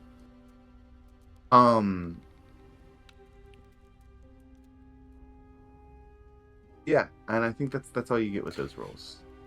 I think you just both find that a little odd, but nothing more than that. Somebody coming back to assassinate people. He doesn't really have much on him. That's interesting. Yeah. Well, maybe expected not to come back. So why lose anything? Unless he came out here not on anyone's orders. And I mean, we did kill that one guy in the woods. You weren't there. We killed one of their other people in that group in the woods. So maybe he was some weird revenge. Alright, so you open your eye and you see Dominic and Eladri talking over the corpse of a drow. Ooh. Looks like I missed a lot. As soon as you say that, everybody you see okay? you see a large snake dragging in the corpse of a spider. I look up to Staris and like pause and like wide eye look at her and just give a little like nod and a little like tongue wiggle up at her. Yeah. Love it. Noticing how gold you are, I think. Yeah. Star's like, you caught a big one. Can I yeah, never mind. Ernie, you caught a big one. There we go. Yeah, I kind of squeeze it a little tighter and drag it into the corner. Yeah, and you know what? I'm a snake right now, and I think I have primal instinct, so I'm going to start to devour one of its legs. I love it. Hell I think yeah. that's great. Star's is gonna look at the remains of the spider. Just watch as Bernie eats a leg. Nice. Nom, nom. Staris, I believe you had a thought that if you boiled spider, you could maybe eat it like crab. Dre did. Star's Oh, gonna have that thought too. Okay. That's I the way know she's gonna that. look at it. So that Star's is inspecting the spider's body. Sure, and notices that it looks very similar to crab. Do you think if we boil it, we can eat it like crab? as Bernie's like devouring one of the legs and hears Stara say this, she like regurgitates the leg back out. Oh. Like, oh, sorry. Well, if you're gonna need a rest, I might find something to boil it in. Dominic's gonna say, Bernie, stop playing with your food and just eat it if you're gonna eat it. That's disgusting. I think Bernie's just confused now because she's like, does Stars want to boil it? Should I eat it? Should I not eat it? What do I do? So she just goes Oh. and slithers to the other Bernie, corner. Bernie, go ahead, enjoy. It's fine. There's nothing to be ashamed of. Slithers back, begins devouring the leg again. Had a girl. Oh my god. As- I would like to go in and for the what do we call this thorax? What did you call it? Cephalothorax. Cephalothorax. Yeah. I would like to Gesundheit. cut that open and see how the webbing works, and then also check for any spider eggs that it's carrying. Gross. Yeah, I'm gonna want you to do this. Gross. Roll me a medicine check and a nature check. Caitlin. Can I help him because I'm like watching him? Do you need any help? Can I hold anything for you? How do you? Yeah, absolutely. You can do this with advantage since you have an assistant. I'm not gonna need it. Nat 20. Nat 20. Yeah. You can Kidla, thanks. Advantage on medicine if that's all right. use the advantage as well since has agreed to help. Here, I'll hold it. Ooh, As thanks. offering All their That's gonna be a expertise. 19 for Oh. +2, so 21. Yeah. Dude. Great, love that, Amazing. love that. So, Bernie and Kitlin and Staris have dragged the spider corpse in. They begin dissecting it. There's a drow corpse that's been kind of kicked into the corner. For everybody who's not Staris, you got a little bit of a rest. You're feeling a little bit better, but you have not received the benefits of a long rest. And if you would like to receive the benefits of a long rest, you would need to start that process again now. I have actually already started it. I slumped in this corner, and I'm Next to the dead in my body. trance. Nice. Yeah. So you've immediately begun your trance, Aladri. And I'll say, Hitland, because you are more comfortable in this environment, you get the sense that now it's like 9 o'clock at night. And so for a lot of your party, as you look around and you see the fatigue and you see the weariness, you realize that it's going to take a good 8 hours before they're probably ready to continue venturing, maybe, depending on their resolve. And you and Staris begin working on this spider corpse, which I think is going to take you guys probably about 20 minutes or so to do. And while they're working on that, of which you are very successful, and I'm excited to tell you your results in just a second. I don't. If this means missing out on a long rest, can I not do those rolls?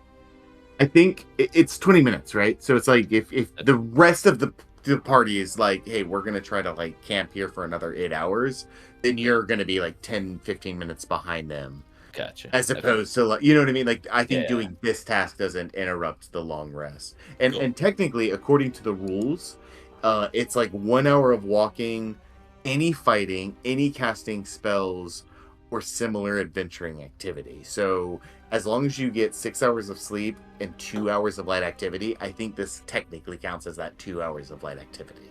Cool. Okay. It's not super strenuous. Unless, like, if you were to continue doing this, like, if you had like 5 spider corpses and you wanted to do all of them, Yeah. I'd be like, I think that's going to be, that's strenuous.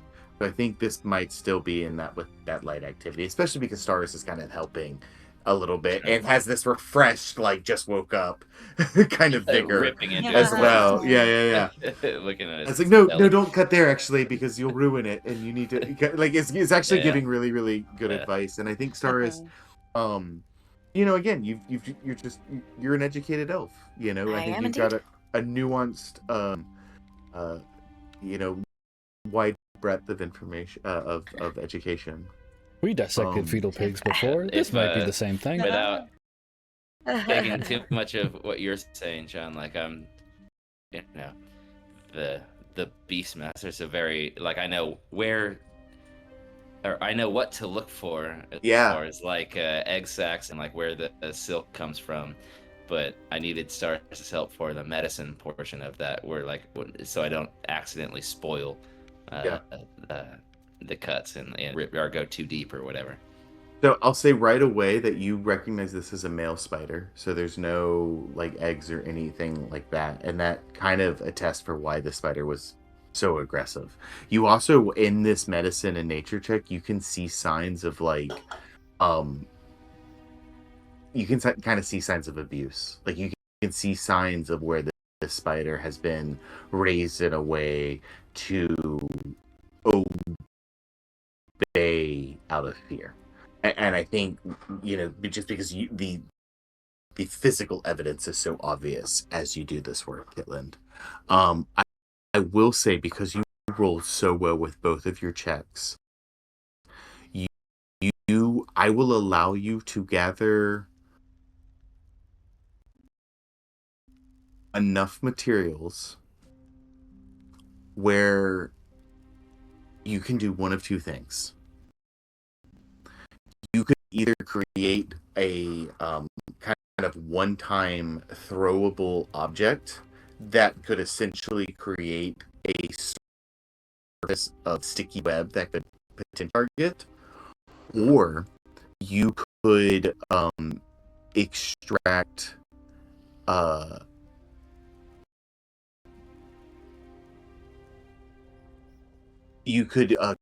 create something that you could apply to like someone's boots and allow them the ability to like walk on surfaces for a limited period of time. Cool. Like walk on vertical surfaces. So either get like a web grenade or a like one-time use of spider climb up to we'll say a minute. Oh my god. That's pretty dope. I don't want to be Spider-Man and the Green Goblin. Right, yeah.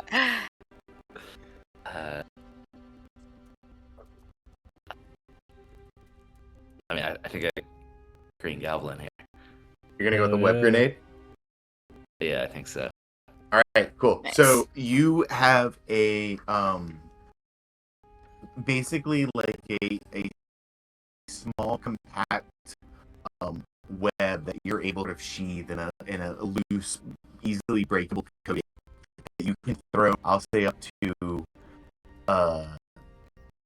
30 feet without disadvantage, and 60 feet incurring disadvantage. And it will essentially act as a giant spider's web. A ranged weapon attack.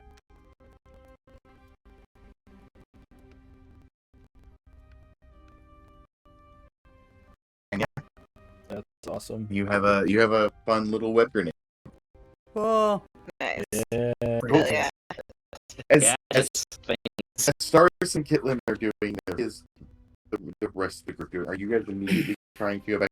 Like, you get the sense that it's like one of those things where you wake up at like 4 a.m. and you feel like you haven't slept at all.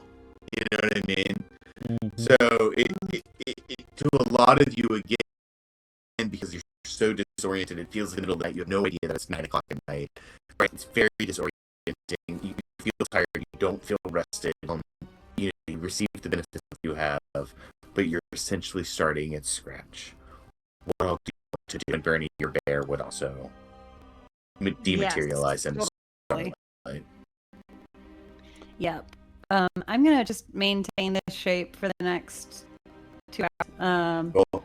And I think we'll finish like eating the one leg of the spider. Just gonna curl up again and try and sleep. Okay. I think Dominic probably would have cleaned off his blade of all the blood or viscera that he's had on it. Kind of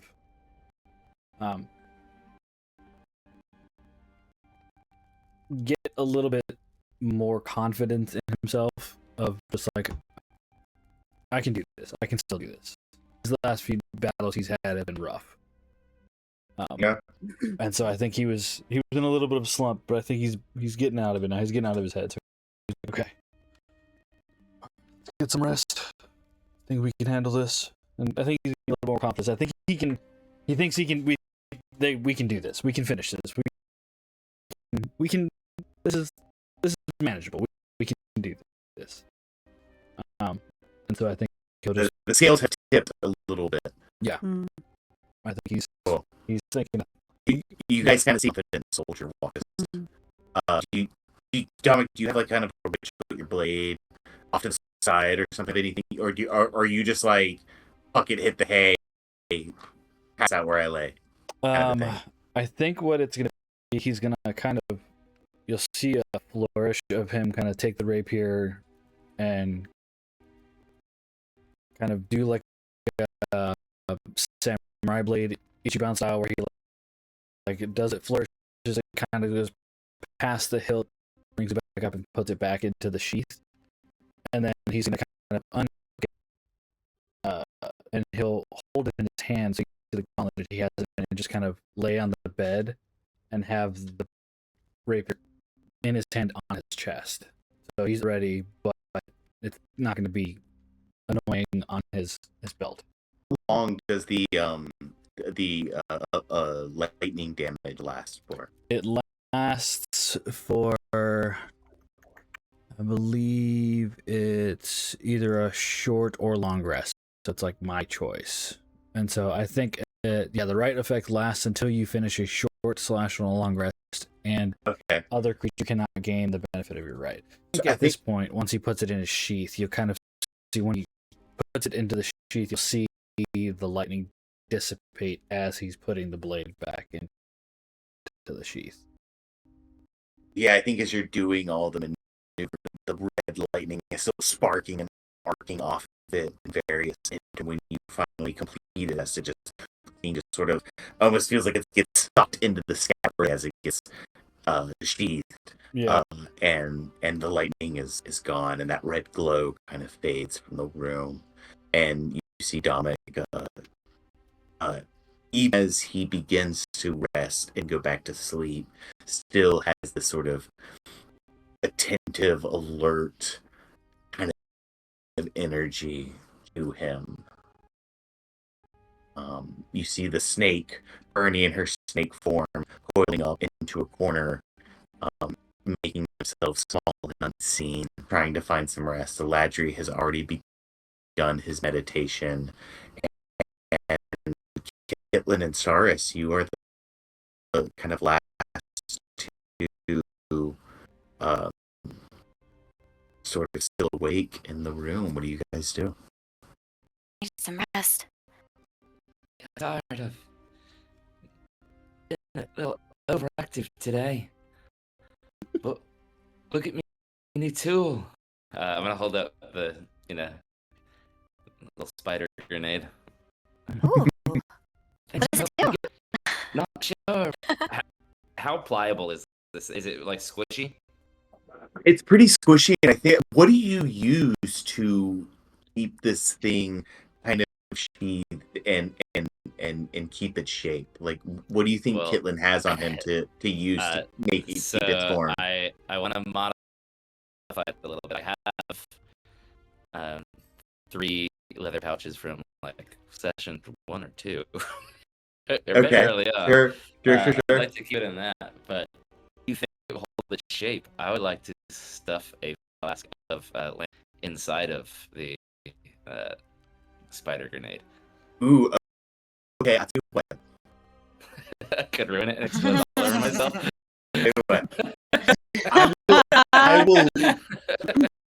I will let you do that, Kitlin. But it's gonna put kind of like a date on this thing. Like, it's gonna, like, I think I'll allow you to do this, and then you'll take your long rest or whatever. So not counting this long rest that you're probably about to take, because as you and Star start to finish up, you can definitely feel yourself getting a little tired. But I think until your long rest. After this one, this item will no longer be usable. But I will allow you to do that. And what I'm gonna say is you have a fuel infused web grenade. It'll act. It is basically a giant spider's web attack that you have. However, if for whatever reason this thing is caught on fire, anything in the radius when it is set on fire, take the fire damage and ability to it. Hey, that's awesome. Hell yeah, dude. If you say that, is that writing this all down? So So it just right yeah. Fuel and we'll have vulnerability to it. Yeah. Web grenade. And then set on fire.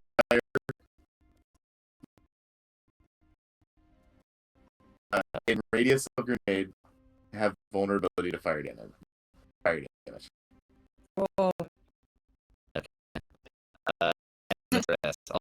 you basically have this thing for like 24 hours.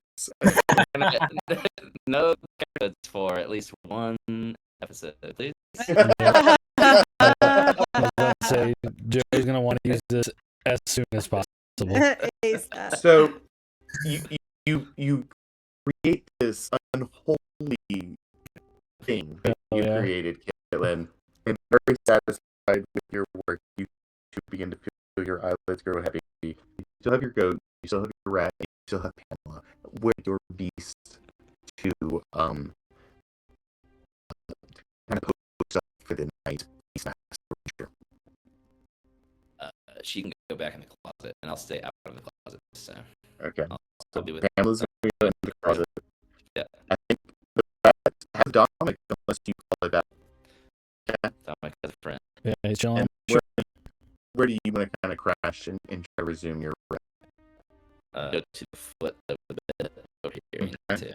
And the goat is gonna. Yeah. All right. Stardust, all of your companions are exhausted. They just found themselves in this massive sea. The aftermath of it. One of the drow you winter woods that attacked you all, lays dead at your feet. One of the spider companions lays dead. You were found in this room. Your companions let you rest. You continue to meditate. How does it feel right now? Not very. So what do you do? Yeah, no. Caitlin, you go settle down. And I'll keep watch. Doris then pulls out her lyre and sings an elvish lullaby, kind of going through the motions of playing a song of rest to help and aid her allies if they're taking a brief rest, in hopes that it will keep dreams sweet and evil at bay. Tell you what, Stars, roll me a performance check.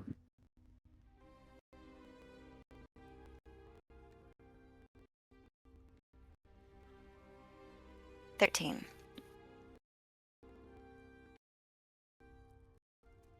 With the 13, I think you choose kind of a softer melody that helps them relax and rest. I will allow them. Sorry, Traditional lullaby, like an elvish. Nice. I think traditional but effective. And I will allow them to reduce the time needed by 1 hour. Wow. As you kind of help lull, and as your music kind of helps just create that atmosphere of safety and protection a little bit, and leave some of that stress and some of that tension in a very unique and special, magical way. that just expedites that sort of recovery process. And as you kind of finish your tune and you realize that your party is either meditating or asleep all around you, Stars, you have this space to yourself. How do you think you pass the time? Safety is now your responsibility.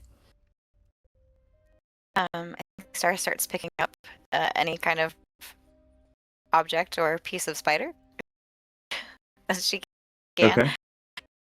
and kind of back in front of the door. Well, you're going to use whatever I need to. body parts for that. Okay, disgusting. Yep. Mage hand help her with it.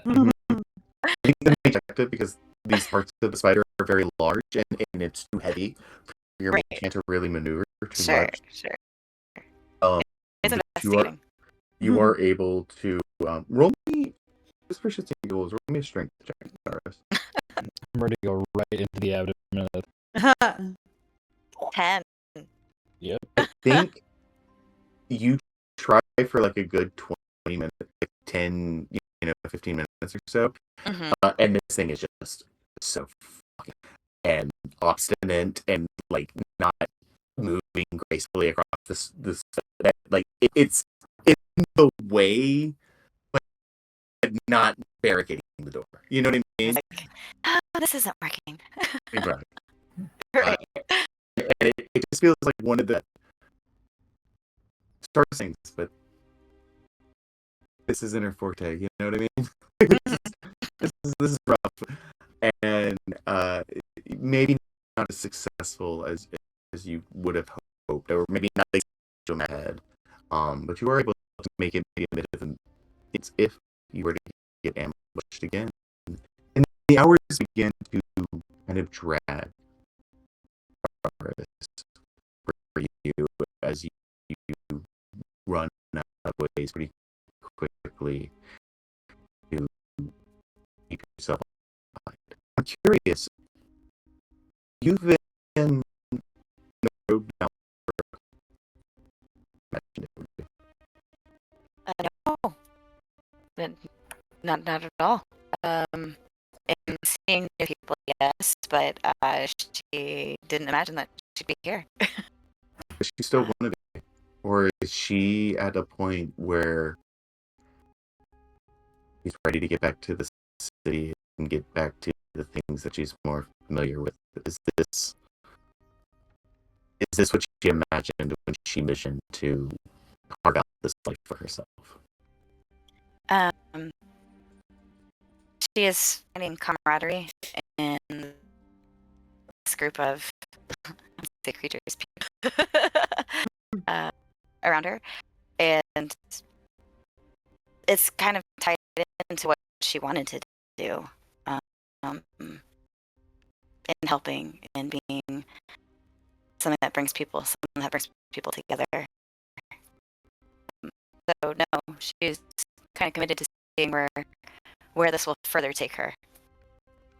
I think Stars, you kind of combat in the sense of feel as you look around the room that your friends, despite everything they've endured, their injuries, how tired they are, that they're kind of sharing that sentiment with you. They're right here with you. They're seeing this through as well, and you know, that sense of like,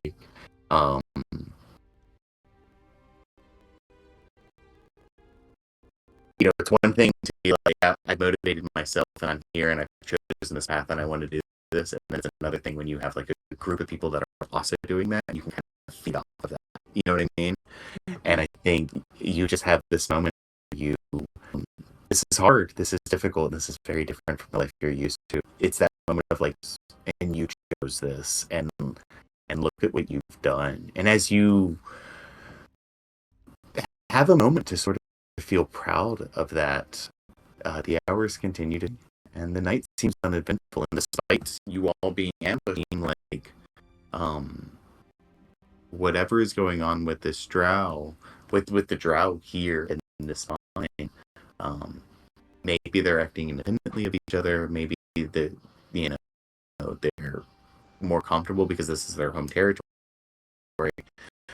but it doesn't seem like there's an immediate reaction to one of them as the hour no other spiders, no other creatures show up. You continue to stand guard.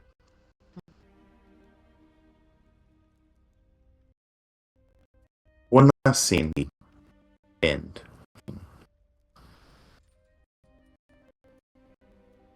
Stars, roll me an insight check. That I'm going to use the restroom. I will be right. Very good. Ooh, 22. Yeah. Yeah. Let's go. Hell yeah. Yay. Good shit. Bernie, what do you think? Yes. For the next 2 hours. Might as well. Something else comes, and I want that wait. HP. Oh, wait, that's not the one I wanted to send. I added to it. Did you? Let's see I this did. awesome pictures. So good. Oh, hang on. I thought that was. That's not My the little latest. hand. Let me see. Do this. Oh, hell yeah. I love it. It looks so good. She does. Yeah. So Memes in chat. Yeah, memes in chat. Let's see, hang on. I do appreciate Bernie. Her bushy eyebrows, love it. It's so good. You're right. The beard. Yeah. So It's fantastic. the beard's Kid great. looks great too. I love Dominic, Kid Yep. looks Dominic's got some 5 o'clock shadow going on. I like it. What? great. See. Hang on. There's a teeny tiny bit more. I love it. Kid said too. Yeah. All right. So to continue to kind of Long ear back. pass the time.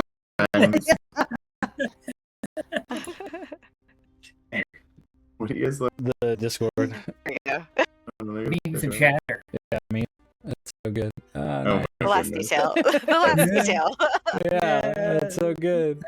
Oh, Eating, eating the spider leg. Yeah. Hell The yeah. big smile. Yeah. Nom, nom. Nom, nom, nom. Oh my god. Stars meditating. That's hard to Let me focus. Oh my god, I love it. That's so good. Pamela's so happy. I know. So cute. Is that Dominic with the beard and like the broccoli top? Yeah. Yeah. Broccoli. It's it's The broccoli top. it's Justin Timberlake. Yeah. Yeah. Like a, He's got ramen hair. Let's do this. yeah, a little bit, but he's Yeah, also got Robin. like a Henry Cavill kind of. Yeah. Yeah, No, we man. got some handsome people in this party. Yeah. I know Ladry's back there looking like Leo or something. Yeah, right. Stars, you continue to stand watch for your party. About an hour ago, you saw the snake take the form of a young dwarven woman. Rat is curled up on Dominic's chest as he snores. Kitlin is leaning up against the door where Pamela is safely tucked and hidden behind him.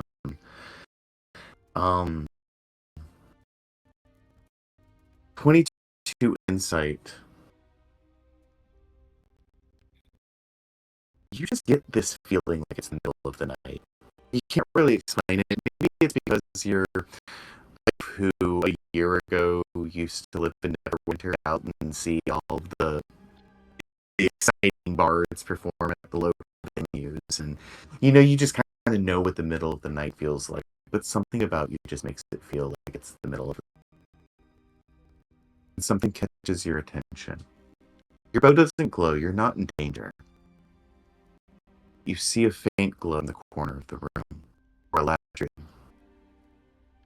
Neck, his wrists, and his ankles begin to glow. And Aladri, Thankfully, because Staris reduced the time needed for a long rest hour, you finish your meditation complete along just as a burning sensation awakes you. Mm. Your neck burns like irons pressed against your throat. Same sense along your wrist, ankles. It's into your skin. You can smell flesh and burnt hair permeating through the room, Staris. As Eladri, you awake. As this pain grips you. Oh my gosh. Yeah. No, Stars rushes over to Ladry.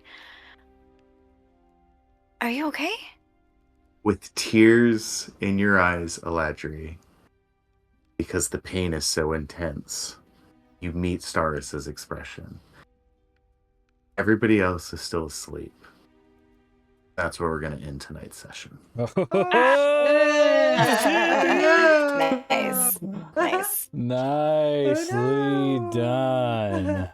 If you guys can sleep for 4 more hours, you will finish your long rest, and we will we'll see what God. happens. Holy And